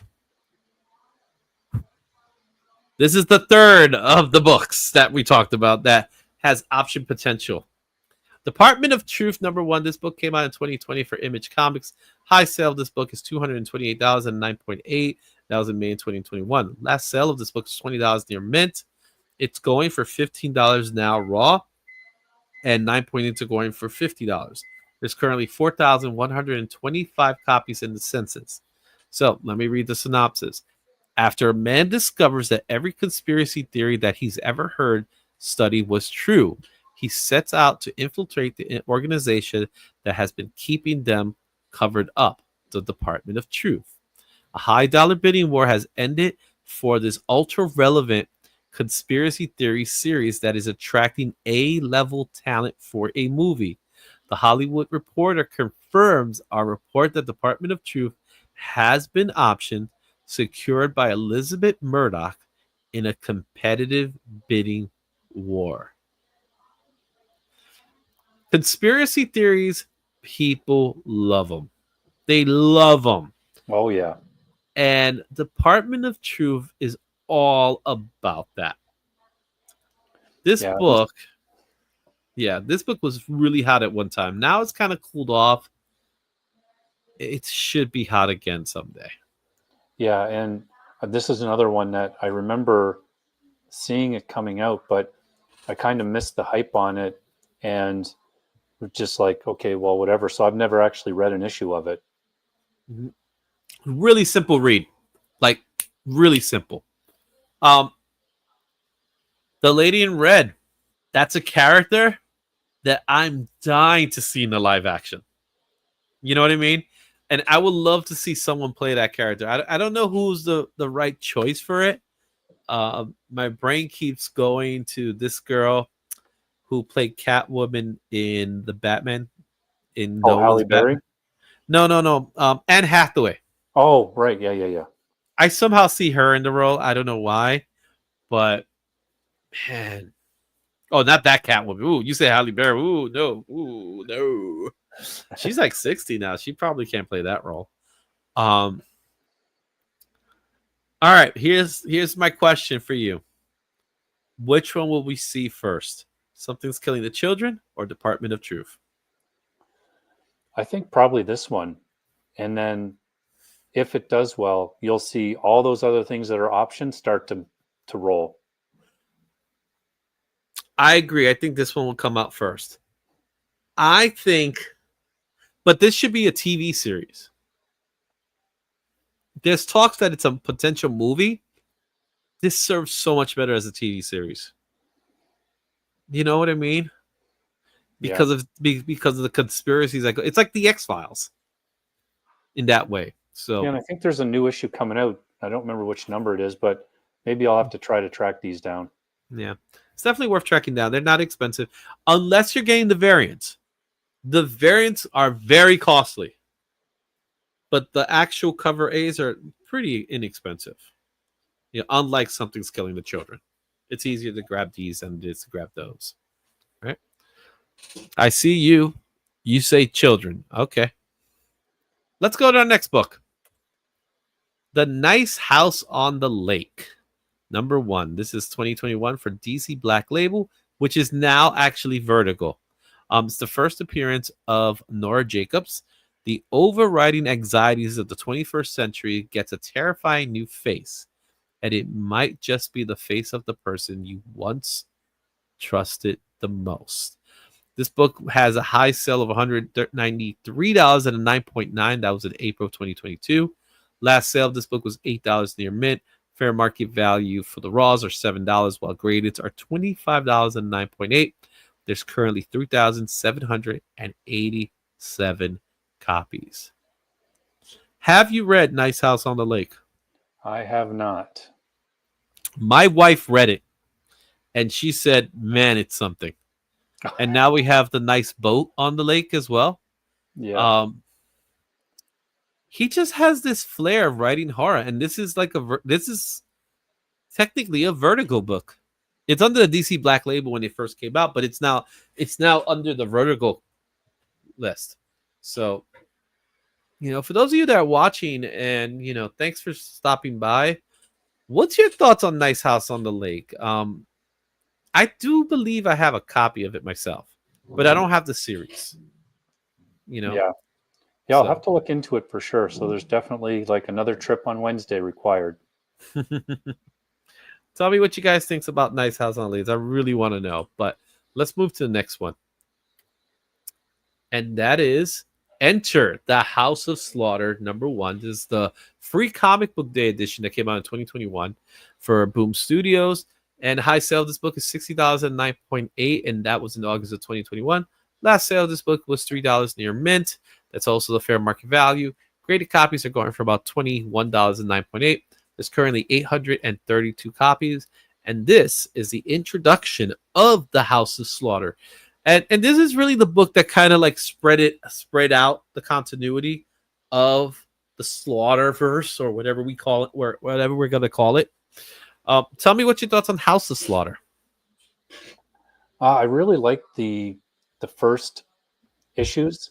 I did decide, because I know it ended, I think 30 was the last issue. Yeah, it just finished. They did like the Book of Slaughter and the Book of Butcher, which those one-shots, which I thought were really good. And I like the characters in this. It just went a little sideways near the end. There was a dip. And I know that Chris has been reading it and said the last few issues were really good. So I'll probably go back and pick them up. I'm only missing a couple of them. Okay, cool. And this is a free comic book day. As you can see, it was $3. It's easily attainable. Let's go with House of Slaughter, number 1.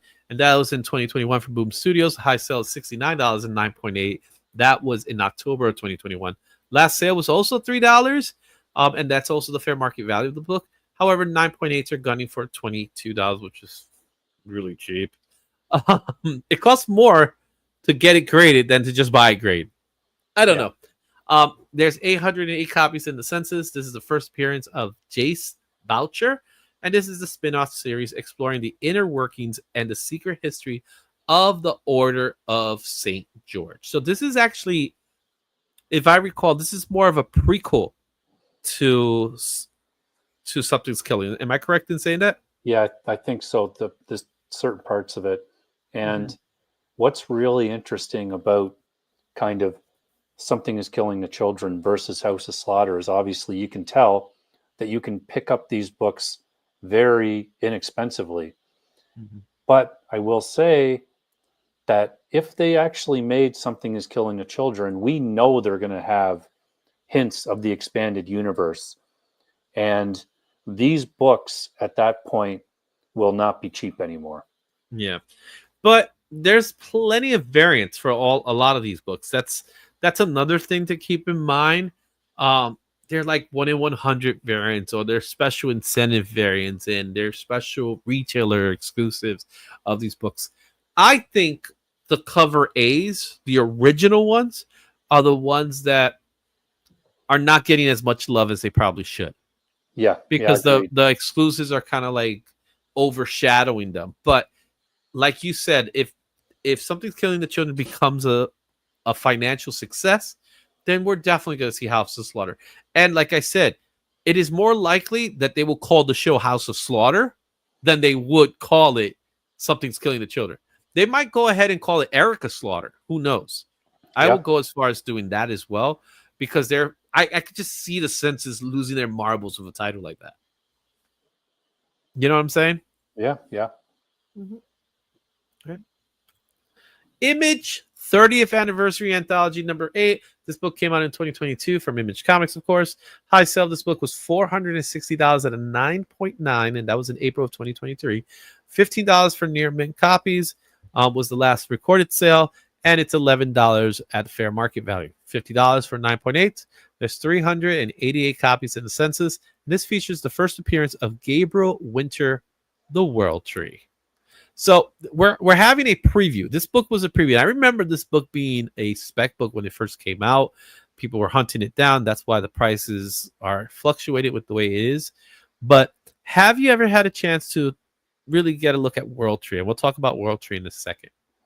Yeah, I have the first issue, and I've read most of them. I did stop getting it, but it wasn't because I didn't like it. It was just a money thing more than anything. And I believe I have this book because I know I have one or two of them because there was additional stories for the Pro in one of them, and that's why I bought it. Yeah. So I'm not sure Image is an anthology series, and it introduces other books that are coming out, with World Tree being one of them. And there it is, World Tree number 1.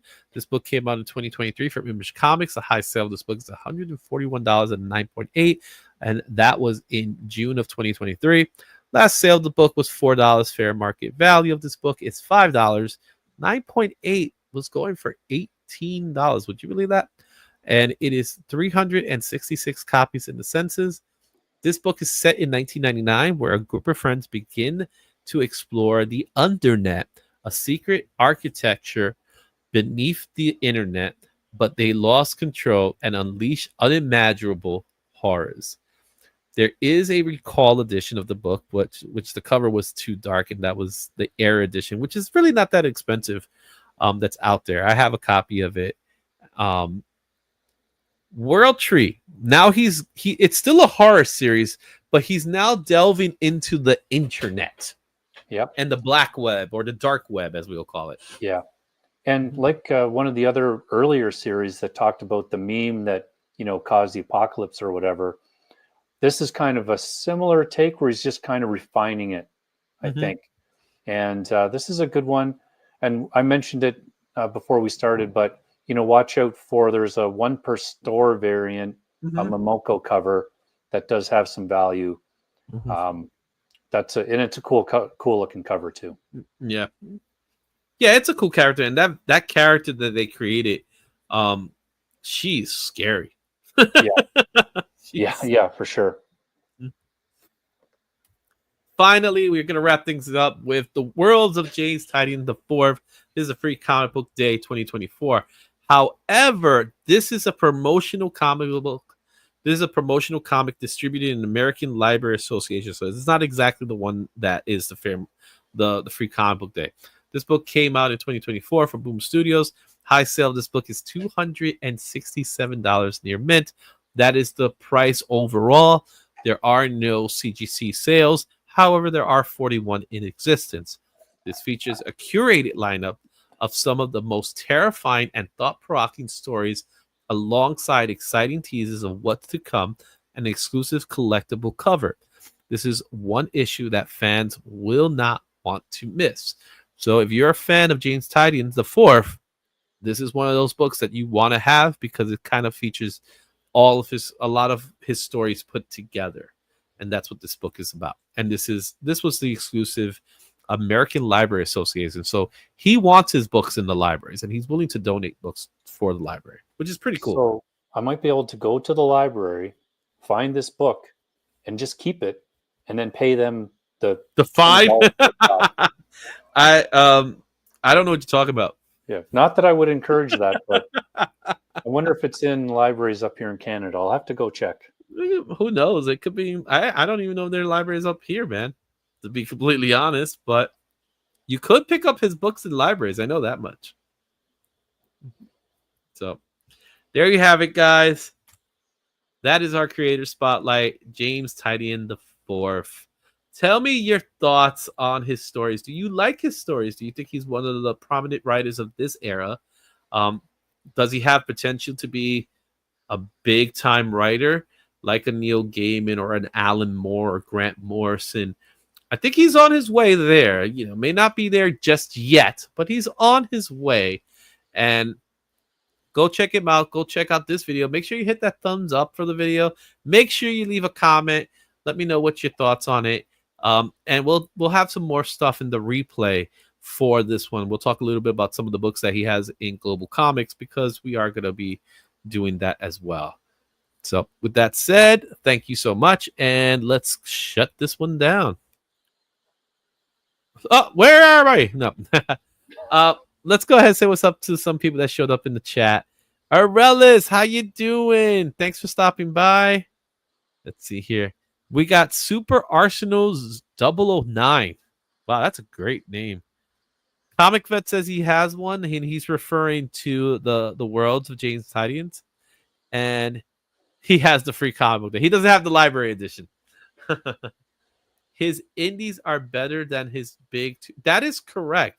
He is, when he's doing things, when his creator own, he does I think he does a better job because his hands are not tied. So I totally agree with that. Yeah. All right. Okay. Where are we right now? Let's remove this from the studio. I need to remind everybody we still have the giveaway for today. I'm going to give away this copy of Batman Hush 158. Not only am I going to give away this copy, I'm also going to put in the ash can as well, so you can have it as part of today's giveaway. If we hit our goal today of 5 super chats, I'm going to add in the Fantastic Four Arthur Adams book. So if you love Arthur Adams, this is a book you want to get. It actually, this is one of my favorite covers, dude. One of my favorites. Absolutely love it. Yeah, that's a good one. I love it. So I picked this up over at King Con, so I want to make sure somebody has it, but we're going to be doing the super chats to add them in there. Let's see. All right, Department of Truth. Something's went. You see, he has the books in mind already. Right. So, speaking of new books, it's time to talk about our new books for this week, man. It's a big week for comics. There's a lot coming out this week. So much to talk about, and what could potentially be the biggest book of 2025. Do you think that's the case? We'll see. We'll find out.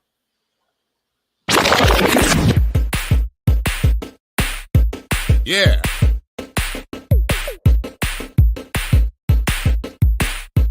Yeah.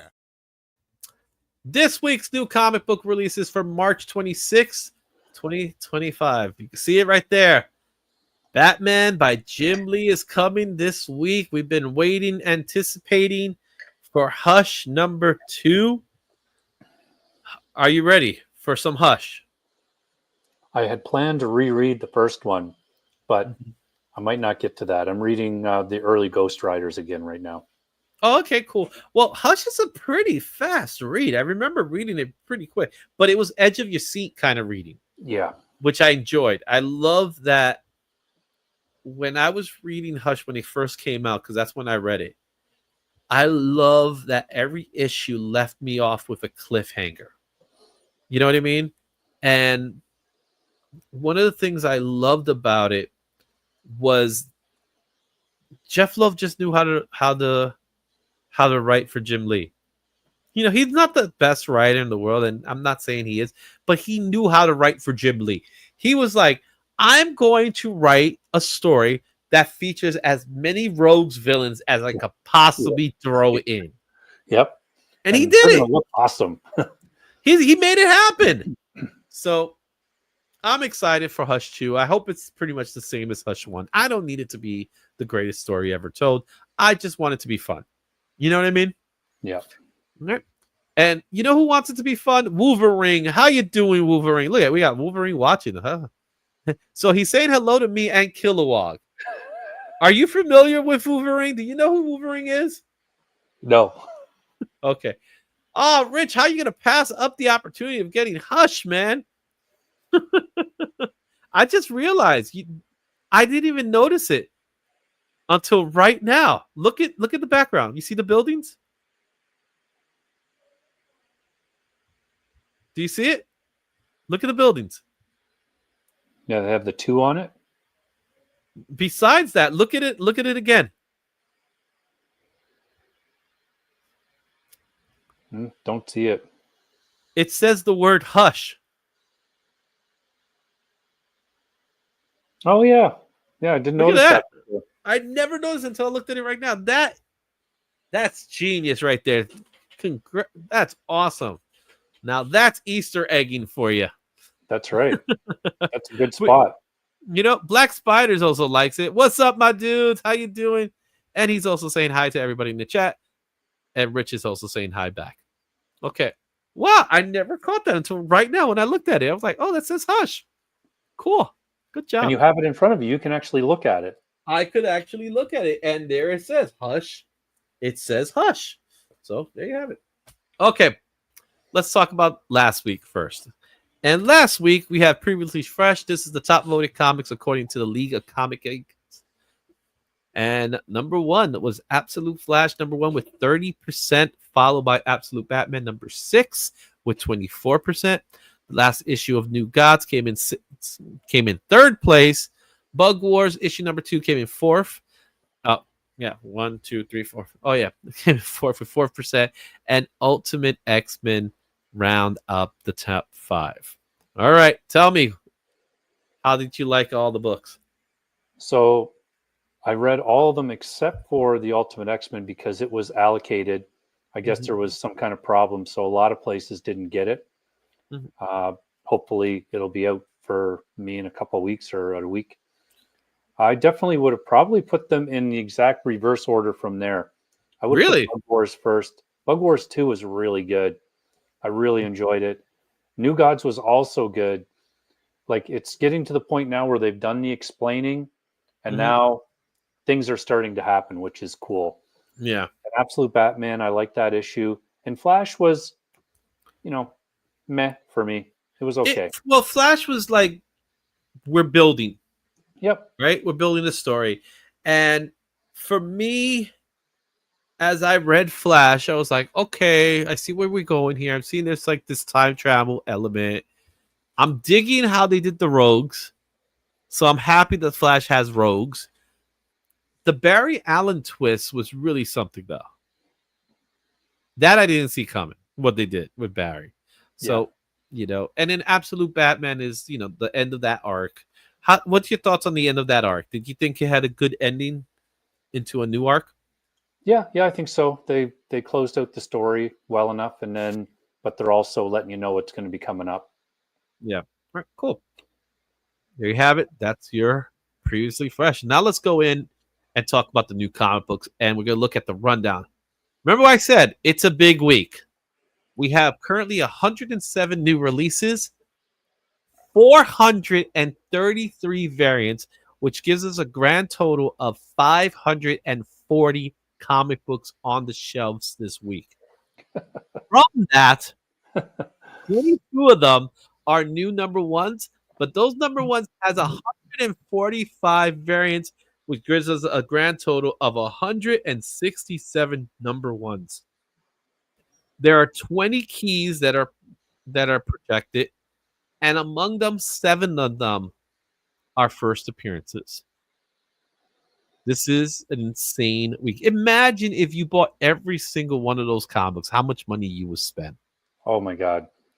I remember, so when I went through, I always use CLZ to pick out my favorite covers and send them to you. Mm-hmm. And I remember bringing it up, and it had some crazy number like 640 or something like that, or maybe it was 500. But I was like, holy crap, that's a lot of books. The printer presses are not happy. Let's break down through Marvel, each company. Marvel has 25 new titles and 107 variants. Wow.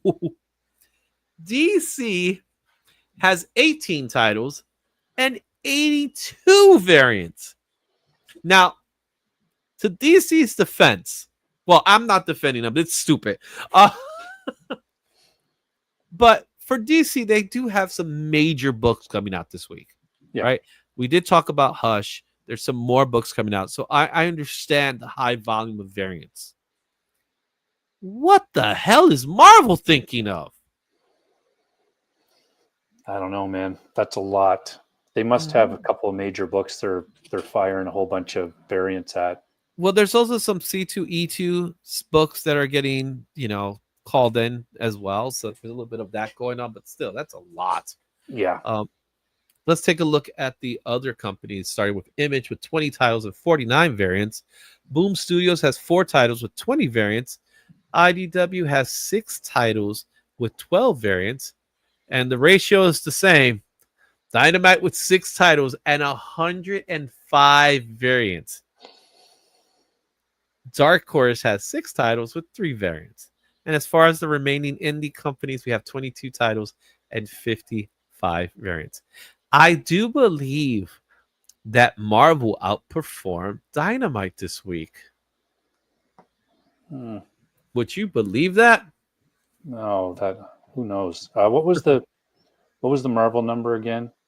107, if I'm not mistaken. I'll get back. Yeah, 107.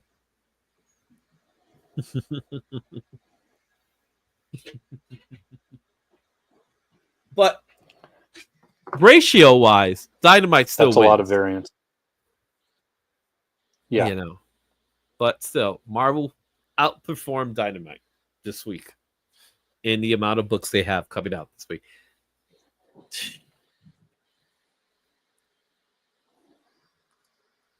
Unbelievable. Very interesting. And what's up, Kenneth Burr? How you doing, my man? I can't believe this. This is insane. They just can't get they can't with these variants, man. This variant game it's gonna ruin comics. It really is. It makes it hard. Yeah. Okay. Enough talk about that. Let's go with our key watch. Of course, Batman 158 is part of the key watch. This is the highly anticipated sequel to the smash hit storyline featuring the writing of Jeph Loeb, art by Jim Lee and Scott Williams. Let's not forget Scott. And I do believe Alex Sinclair is doing the colors for the book. It is an all-new epic saga. Hush returns, and it's the first appearance of Silence, an ally of Hush. So, we talked a little bit about Hush already. There are currently, last I checked, over 30 different types of variants, including the 1 in 1,000 Jim Lee Virgin variant. Oh, is it just that cover but Virgin? Yeah, What a ripoff. because there's also a trade dress version. Yeah. It's not even that good. I'm sorry, it's not as good. And I love Jim Lee. Love Jim Lee, but I don't think that's a great cover. Not for a 1 in 1,000. No. Mm-hmm. Do something cool. Do like the black and white sketch or something. I don't know. Mm-hmm. Yeah, so there's, ay Dios mío, as we say, there's mucho. 34 plus. There's a John Jang variant. There's Harley Quinn variant. There's a Catwoman variant. The one that you're seeing, that Jim Lee, it's a connecting variant. But the 1 in 1,000 is there's J. Scott Campbell, and we'll look at some of them too. There's a basketball variant, court size variant. They have the connecting cover with the Hush cover that you see there, the orange, but there's also a blue version of it. There's a 1 in 25 Lee Bermejo cover. There's a 1 in 50 Simone DeMeo variant. There is a sketch variant, which is a 1 in 250. And there's this very rare 1 in 608 variant. Why is it 1 in 608? Maybe it's going to be one per store or one per distributor or something. Oh, I get the 608. 608 is in reference to the original Hush story. Oh, yeah, there you go. Yeah. Stupid, but okay. There's also a launch party Hush Batman symbol gold glow in the dark foil variant that's out there. I saw that one today, but I didn't pass it. I passed up it. There's a golden apple Ji Hung Lee variant. There's a Tula Lothai variant. There's a KRS sign Jim Lee variant. There's a Midtown Comics David Nakayama variant, which I'll probably pick that one up this week. There's a Scott Williams web store variant. I could keep going. Alvaro Martinez Bueno foil variant. There's a Trinity Lee Bermejo variant. Yeah, there's a lot of variants.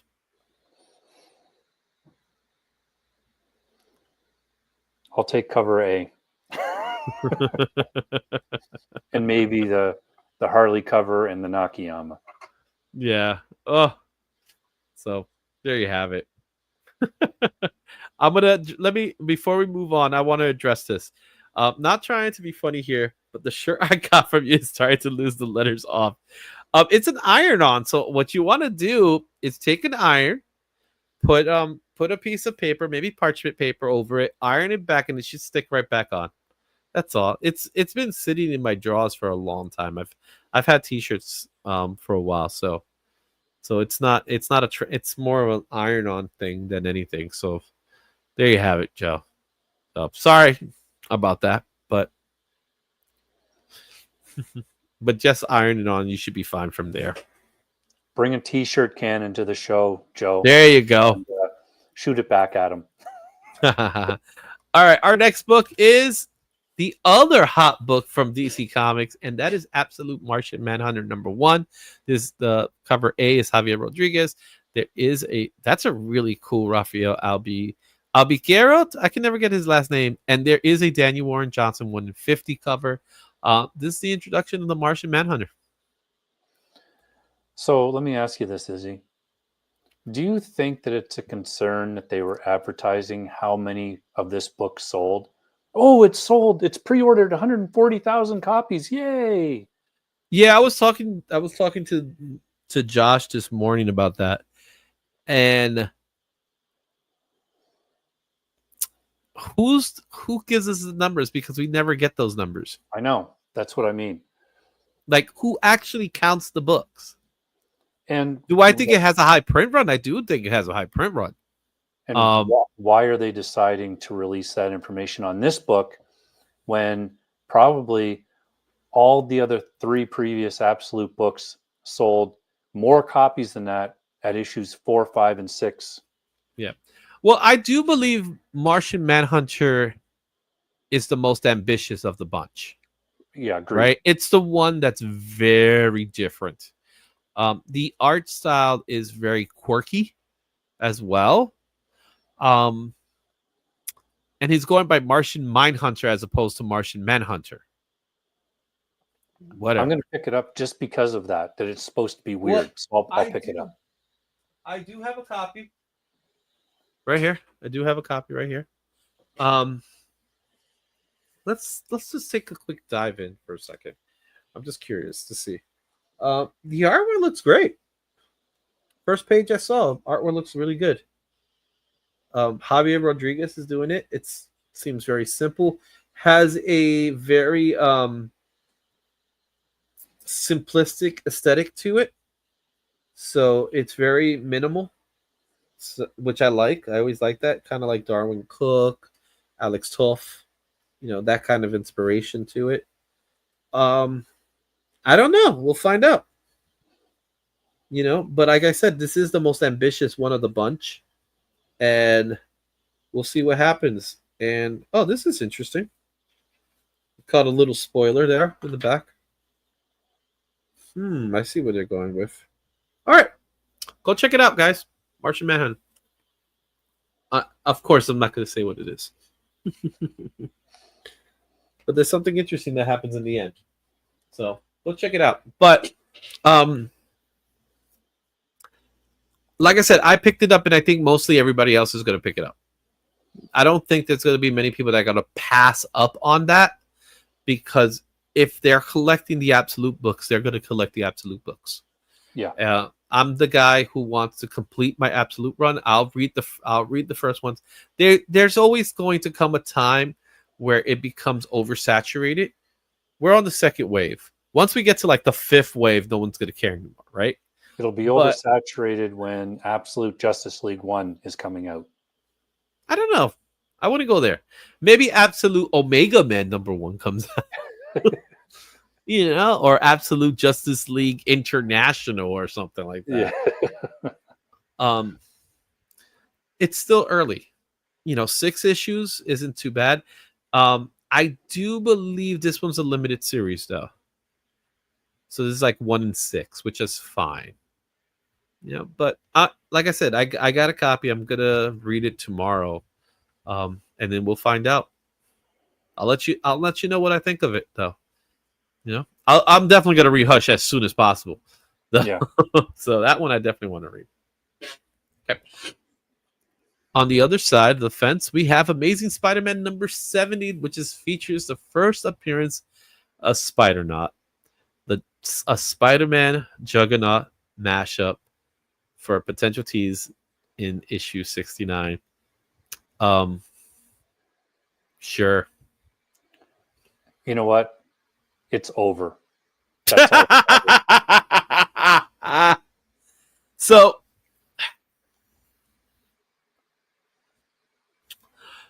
this is the final issue of this story arc. What makes this even more interesting is that next week is Amazing Spider-Man #1. I'd like to say that I'm, hopeful, but I'm not. Like, give me some time to breathe. It's already, let me map it out for you.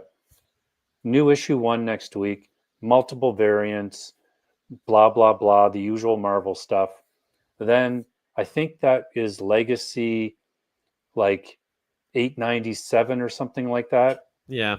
So then issue 3 of the new Amazing Spider-Man volume will be another big blowout because it'll be issue 900. Yeah. And there'll be lots of variants and whatever. We're even further behind because issue 70 is Legacy 964. So we're hitting the 1,000 mark with Spider-Man. Yeah. And it's not the same 1,000 mark like Action Comics or Detective, because even though Action Comics and Detective did the same thing for a little while, we had a stint where Spider-Man was bi-monthly. We had a stint where it was a weekly series. They did things like that to kind of like boost up the time period. But we're drawing close to 1,000 issues. Like in another year or two. we'll hit 1,000 issues of Amazing Spider-Man. It's pretty cool. I mean, it would be nice if they were actually good, though. Marvel has, for a very long time, Marvel has not shown much love to their comic book division. It's been a lot about their movie division, and Disney's to blame. Well, I mean, I would even go, there's people in Marvel like Tom Bravahort or whatever his name is, that's the editor. There's an article that came out. A couple people had some concerns about the X-Men books because they're, a few of them are being canceled. And they had like legitimate questions that we all have. Like, why would I invest in a comic when you're just going to cancel it after 10 issues? And his response was just so like not on point and almost condescending, to the point of, well, I mean, but how many do you think there should be? A 50 or 100? Just like, oh, I didn't like it. And Spider-Man, their main guy, has not been getting the treatment he should be getting. No, he hasn't. And it's because no one is, I hate to use the term, they don't care. And when you don't care, you just produce whatever's out there. Now, do I believe that the people writing Spider-Man or writing X-Men or anything of that nature, do I believe that they want to throw out bad stuff? I don't think they do. I don't think any of them do. But I do believe that the editorial team has tied the hands of many of these creators. Oh, yeah, I totally agree with that. So I don't put the blame on the creators as much as I put the blame on the editorial team. But at the same token, I do believe that the editorial team has been mandated to do certain things, in which this problem we get. You know what I mean? Yeah. So sorry, go ahead. Yeah. So with that being said, we love comic books. We love buying them. Spider-Man is a character that is beloved by mostly everybody I know. He will always have a comic book on the shelves, right? That's the one book that we know won't be canceled. Yep. But the one thing we don't have is consistency when it comes to storytelling. And that's something that's been lacking. And I hope one day they realize it and they do something about it. Yeah. You know what I mean? Look at what's happening with Batman. You've got top writers, top artists. They're doing Hush 2. There's big anticipation for it. Detective, totally underrated, amazing story, great art. You've got that type of thing happening. And really the only Peter Parker Spider-Man story worth reading is Ultimate Spider-Man. Yeah. So, and that's because it's out of continuity and out of who cares what they do in this book. Yeah. You don't think that's the case? We don't care what you do with this book. Do what you want to do with this book, because it's out of continuity. Exactly. I totally agree. Mm-hmm. And look how, and I imagine that secretly they're hoping it fails and they're mad that it's doing so well. Yeah, but they could cancel it at any given time. They'll do something stupid. Yeah. You know what I mean? Let's take a pause and answer this question. Well, Izzy, DC may actually sell off the entire comic book division if Superman movie fails. IG breaks even, or to be fair, Warner Brothers Discovery, sorry. WB is looking to sell Looney Tunes Bugs Bunny in real time. It's like Disney selling Mickey Mouse. All right, let's address these two subject matters, starting with this one here. This is my take on the whole DC for sale business.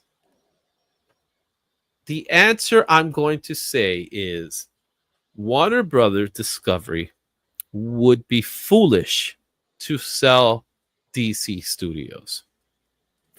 Because regardless of whether Superman is successful, doesn't necessarily mean they can't go back to the drawing board.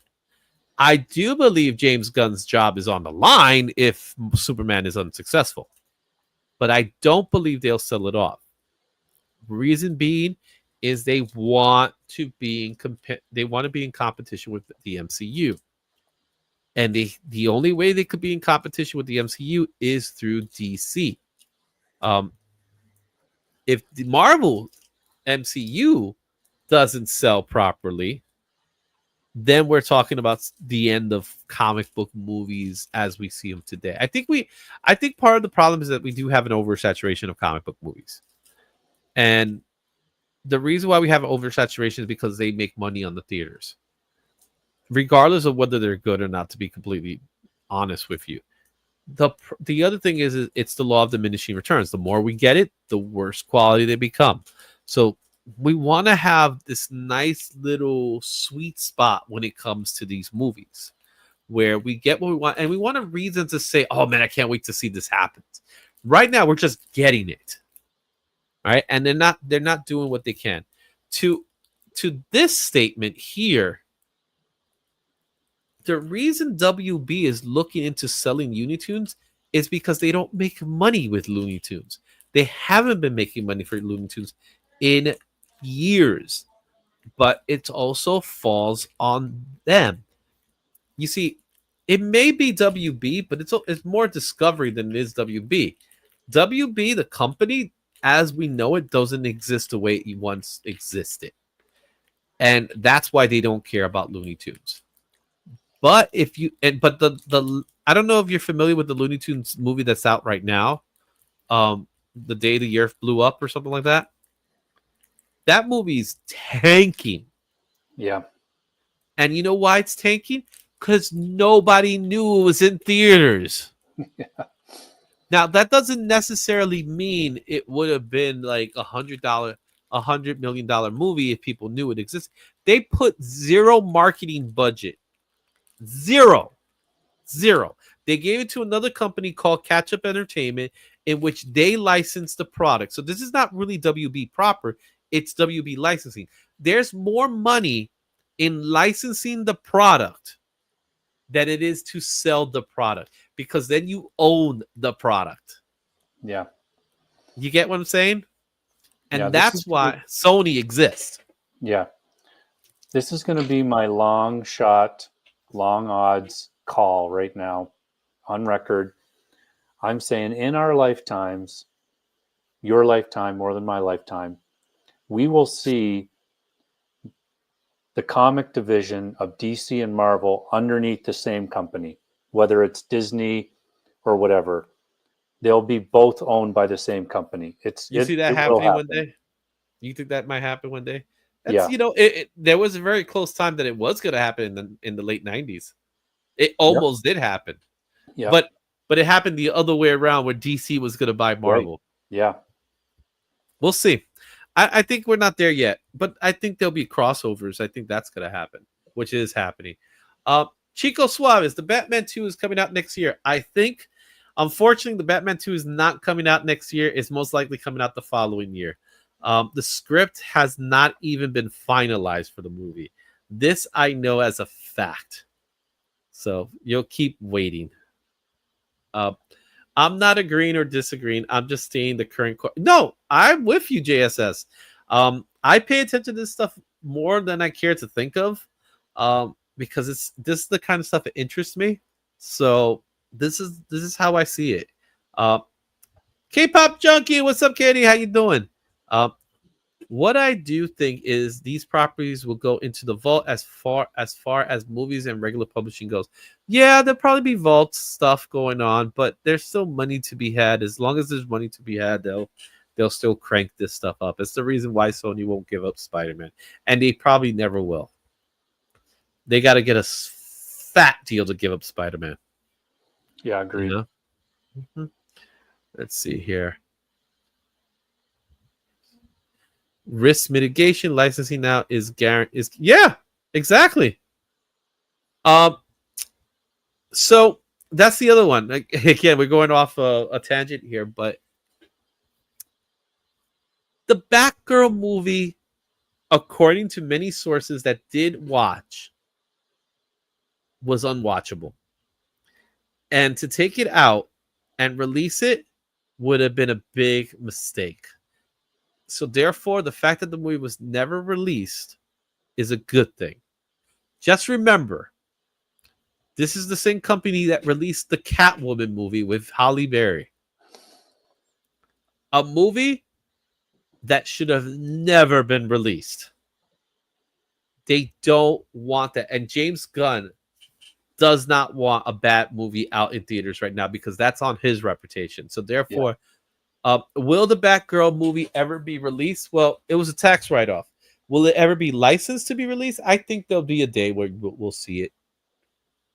But but more as a here's what could have been rather than here's a movie. I stopped reading superheroes a while back. I'm sorry. I still love my superhero comics, Phil. All right, let's go back here. We went off for a minute. Good conversation, though. It's very good conversation. And I think we should have more of these more often. Let's go to our next key watch book, and that is Absolute Wonder Woman #6. This first features the first appearance of Hades. I love that A cover. It is so cool. So simple, right? Hayden Sherman's cover. He's crushing it with the art in that book right now. That definitely my favorite Absolute book. I can't wait to read this one. Yeah. You got a nice Jenny Frison cover as well. And there's this 1 in 50 Sean Murphy. There's also some other ones that are out, but I figured let's showcase those three. Yeah. They're For great. people that are enjoying Pegasus, I think that's the horse's name, right? Yes. That's also going to be the origin of Pegasus in this one as well. But is it supposed to be wrapping up the story here as well, since this is issue 6? Well, this is going to continue directly from the last issue where she got pulled down at the end of last issue. Yeah. So don't know if that's a new start or if it's going to finish off something. Yeah. They're all great covers. The Jenny Frison one is amazing. That Sean Murphy one, I love it. I absolutely love that Sean Murphy. It's a great cover. Yeah. Godzilla versus Fantastic Four #1. This is the key watch for Marvel. Think about that for a second, guys. So you got the cover A, which is the Adam Kubert cover, which I think is awesome. You got the Lee Garbett covers, which my plan is to get all the Lee Garbett covers because I think those covers are, those wrestling poster covers. I think they're awesome. The Peach Momoko cover is also beautiful. But for me, it's got to be that poster, the poster cover. It'd be better if they had a quote from Godzilla underneath there, like "roar" or something like that. They have the Things quote, so. Oh, it's so good. It's so good, man. And look at this one. This is the synopsis. King Ghidorah becomes a herald of Galactus.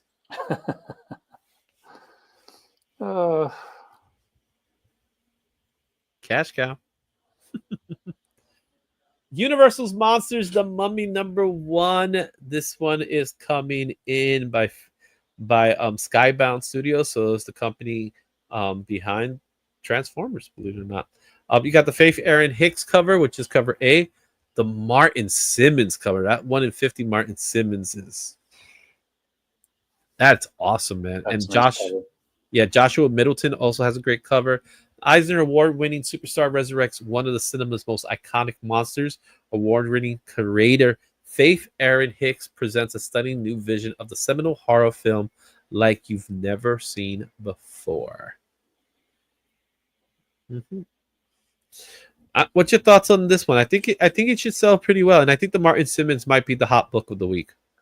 Yeah, I like that cover. I don't know much about this one, but I'll flip through it and see if I like it, if they come in.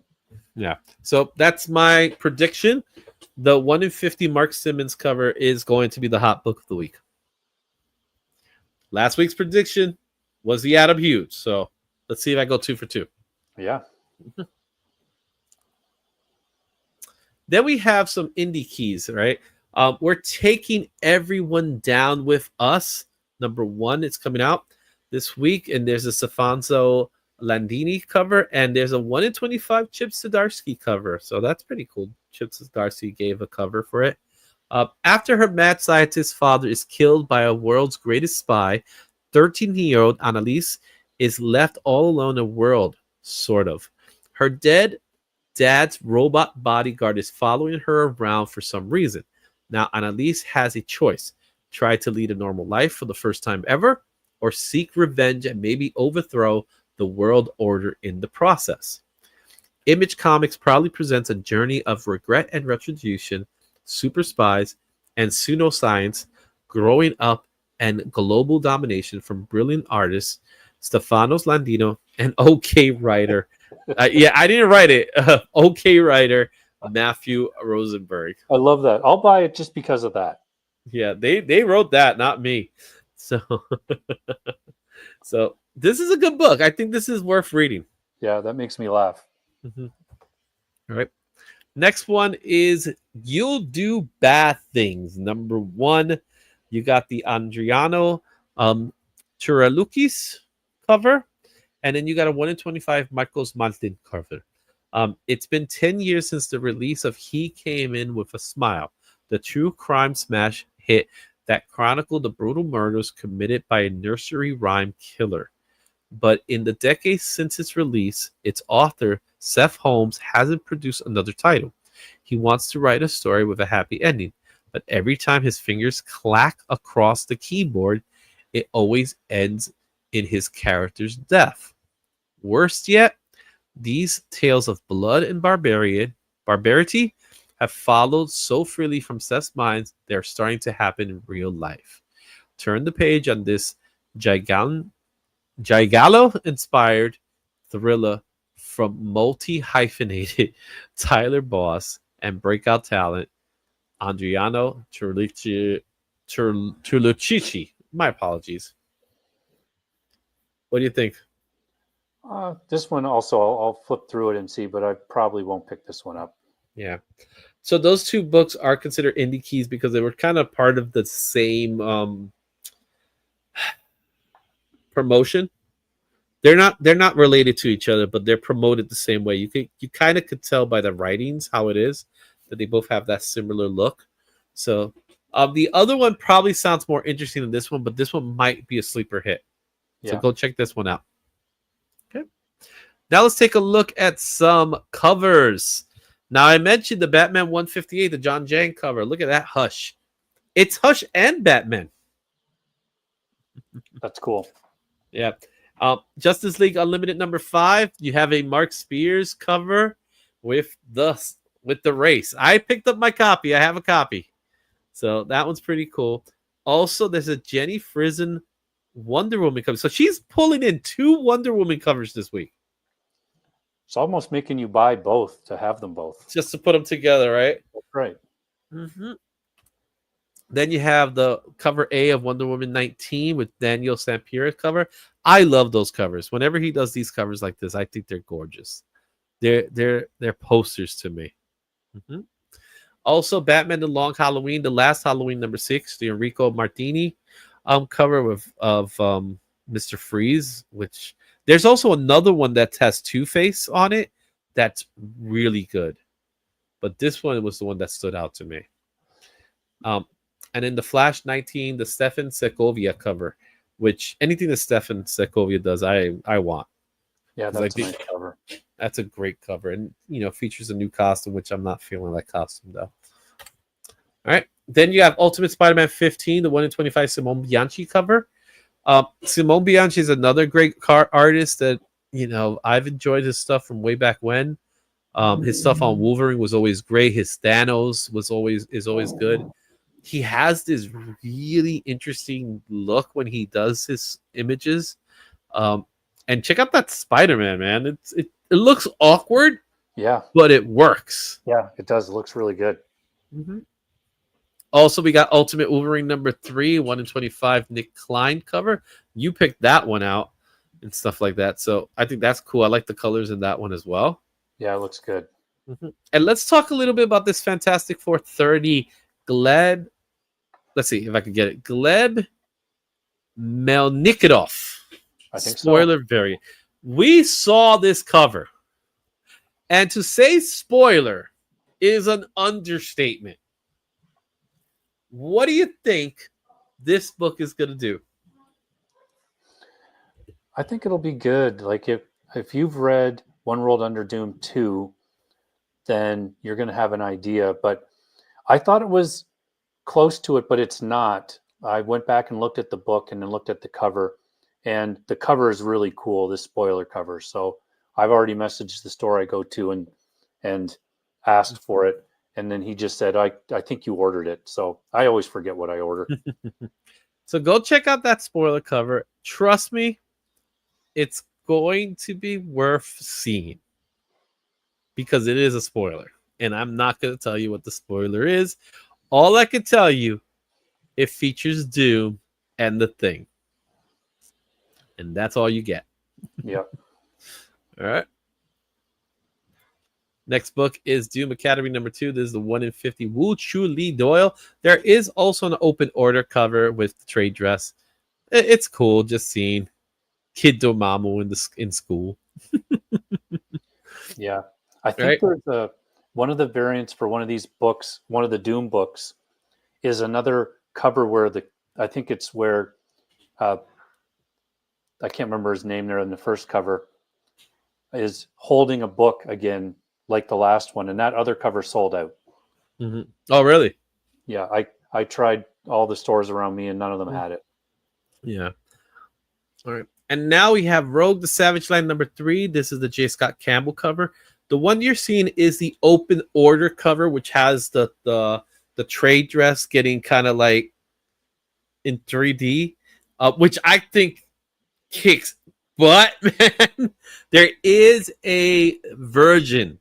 And the Virgin, I think it's a 1 in 100 or a 1 in 50 or something like that. I'm sorry. The trade is better because of what they're doing with the trade dress. Yeah, it looks cool. Right? It's just cool. It's just like, look at the barcode. The barcode looks like it's trying to run away. Yeah. All right. Those covers are definitely selling that series. Okay. There's also Doom Division #1. This book is coming out this week, but there is a big time collectible C2E2. Like, the C2E2 books are starting to come out now. Miku Swan that's pretty cool color cover with Doom holding Iron Man. So that probably will see people. I won't consider it a book to spec on, but I do think people are going to pick that book up because of the two characters. Yeah. Then we have Department of Truth 29. This is the 1 in 15 Antonio Fuso cover. It's just cool. It's a great cover. Mm-hmm. All right. G.I. Joe Real American Hero 315. The 1 in 10 Francis Bortello negative space cover of Cobra Commander. All right. What can we say about negative space covers, man? Yeah, they're People great. love them. All right. Love them. Hello Darkness #9. The Mike Del Mundo cover. I love the black and white. Yeah, I think that cover looks really cool. I love the top of the head thing. It's great. Mm-hmm. That looks sick, right? He's a cassette. And if you know a cassette, that's what he is. Great stuff. And then we have our Mark Spears page. Return of the Living Dead #3. Vampirella #1. And Thundercats 14. With Return of the Living Dead, that's the only cover that's Mark Spears. With Vampirella and Thundercats, there's at least 300 of each. Yeah. You can get them in different colors, too. So, but I will say the Vampirella one looks great. Yeah, I have that one ordered. Mm-hmm. Which one? I have no idea. I just picked the one that said Spears. Just Spears. I just got whichever one. The Thundercats one, that's a good looking Panthro. Like, I didn't like his Lino. I honestly did not like Lino, but his Panthro looks great. All right. So there you have it. That's it. These are the books coming out this week, March 26th of 2025. We got a lot, man. This is a big week for comics. Both Marvel and DC are bringing out some heavy hitters. There are some good indie books as well. There's going to be, of course, to Chico Suave, there's going to be a lot of Marvel Rivals books as well. Next week is actually Marvel Rivals, I believe. We're going to get Marvel Rivals next week. So So there is a lot going on, guys, this week. So go check out New Comic Book Day this Wednesday. Pick up your books, man. We've reached the end of our day, but before we do, we still have one more thing to cover, and that's our giveaway. So, yeah, I agree with you. I think the liner wasn't something about his face I wasn't feeling. It just didn't work, right? So, okay. It's time for a giveaway, isn't it? Sure. Let's do it.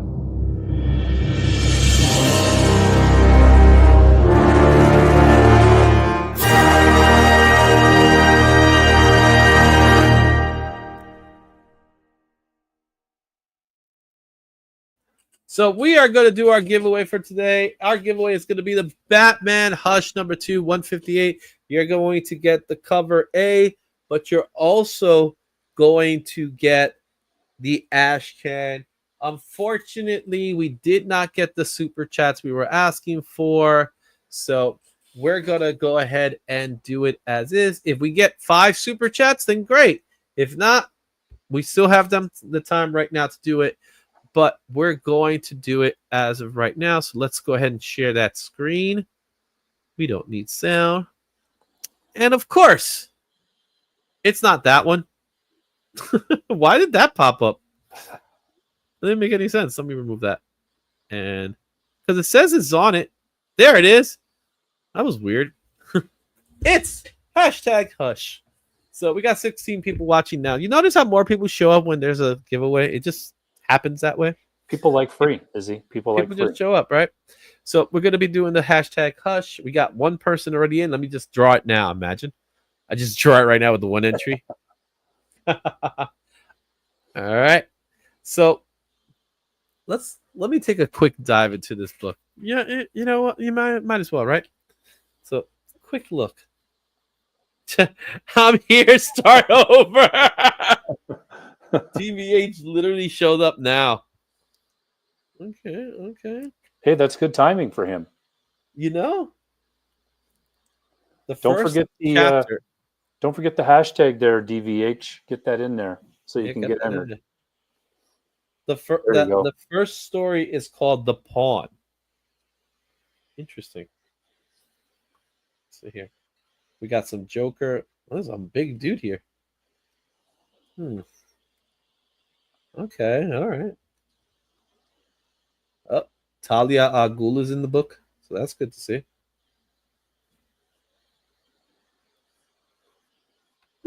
Very interesting. You know what's also interesting about this book? That Batman has the yellow emblem.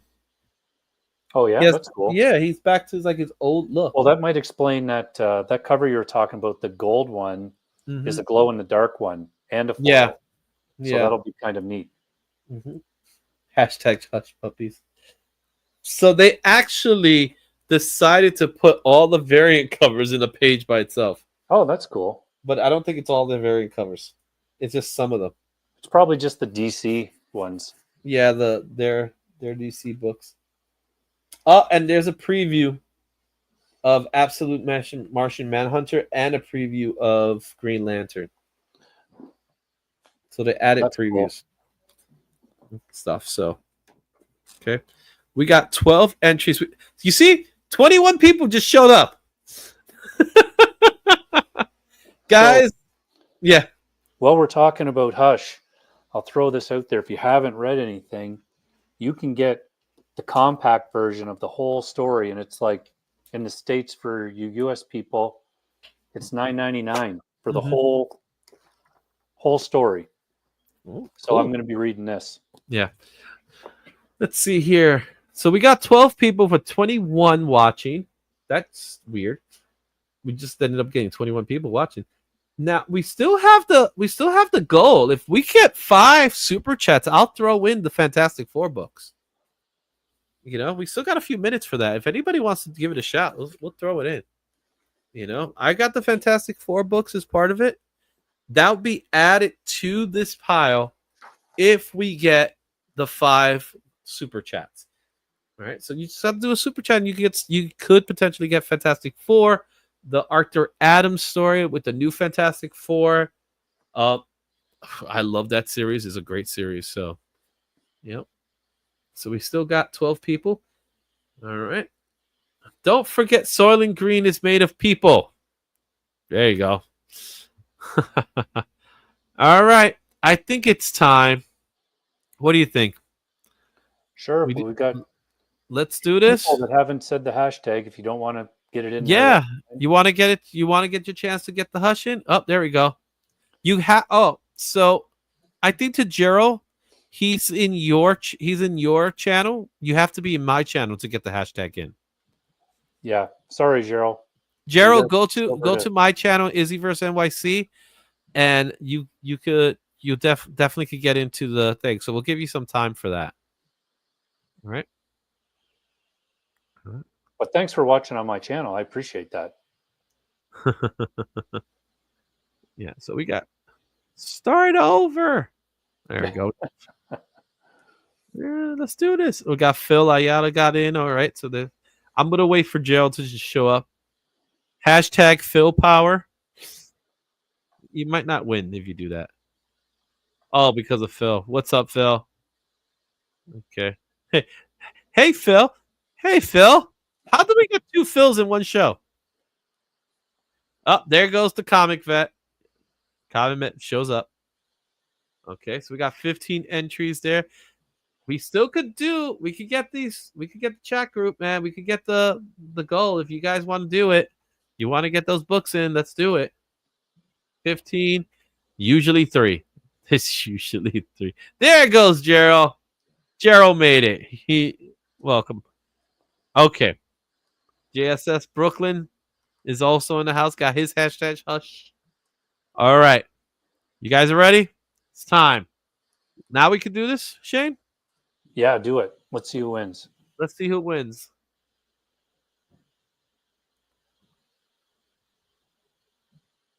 And our winner is Dragon Girl.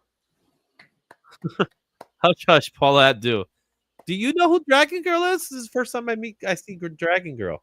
No, I don't. All right. So Dragon Girl, since I'm not familiar with Dragon Girl, hit me up on Instagram. Let me know who you are. And congratulations. Indeed. Yes. Hit me up on Instagram and provide me with your details so I can send out the book as soon as possible. Okay. Thank you so much for watching the show. I really do appreciate it. Not a female. Okay. Hey, this is personally. What's your Insta? Izzyverse NYC. That's how you're gonna find me. Izzyverse NYC. It's really simple. Once you find me, send me your information there, and we would definitely. I'll get it out to you as soon as possible. All right, I might throw in a couple of cool things in the process. Shane, what's going on, man? What you're up to? Well, I have this great show on Mondays. I hang out with the Comic Vet on Wednesday if I'm allowed. I always am curious if I get to do it or not, and he's very generous. And I have videos that come out on Wednesdays, Saturdays, Sundays, and Mondays. So try to schedule stuff in there. I talk a lot about new comic books, so watch for that stuff on Wednesday. And I love talking about comics, so thanks for having me on again, Izzy. I really appreciate it. Wait, Dragon Girl, just go to Izzy's About page on here, and okay. There you go. See, look at that. Is Joe trying to be nice? He is being nice. You know that I don't know this guy. Who is this guy? Did somebody in Joe's family just come in and decide to put the type? Woohoo! Yeah, there you go. So, guys, this weekend is gonna be a fun weekend. But if you haven't had a chance to go to Cover Price has a YouTube channel, and I do the Cover Price Top 10 Rewind. We started it last week. We already have 2 videos in. Go check it out. Make sure you leave a comment on the video. Let them know what you think of the video. I spent a lot of time working on it, making sure it's good. It's of quality to you. And we'll have another one this Saturday. So go check it out. this Saturday, by the way, I'm going to be at ZapCon. I'm going to be hanging out. I know Comic Pops is going to be there as well. And some other guys know. No Good Comics is also going to be at the show, and who knows who else is going to be there. I'll do some recording. I'll do some live streaming from the show, so you guys check it out. Yeah, a lot of good stuff. I got some videos that are going to be popping up during the week. I got some Cosmic Con videos that I have to do. Go check it out. And again, like I said, thank you all. Congratulations to Dragon Girl on the win. And until next time, we have to bid you a farewell. But before we let you go, we want to say thank you.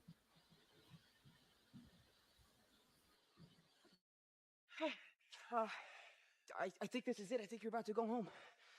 Okay. All right. Look, thank you.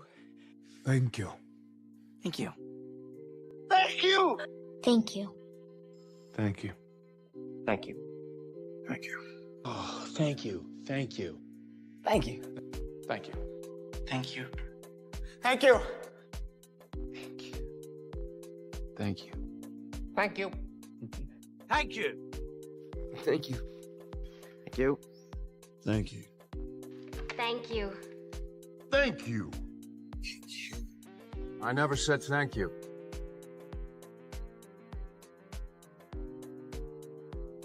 And you'll never have to.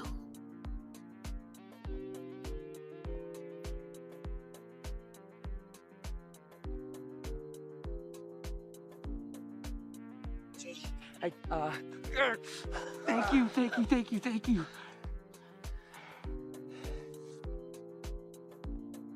I guess I'll see you.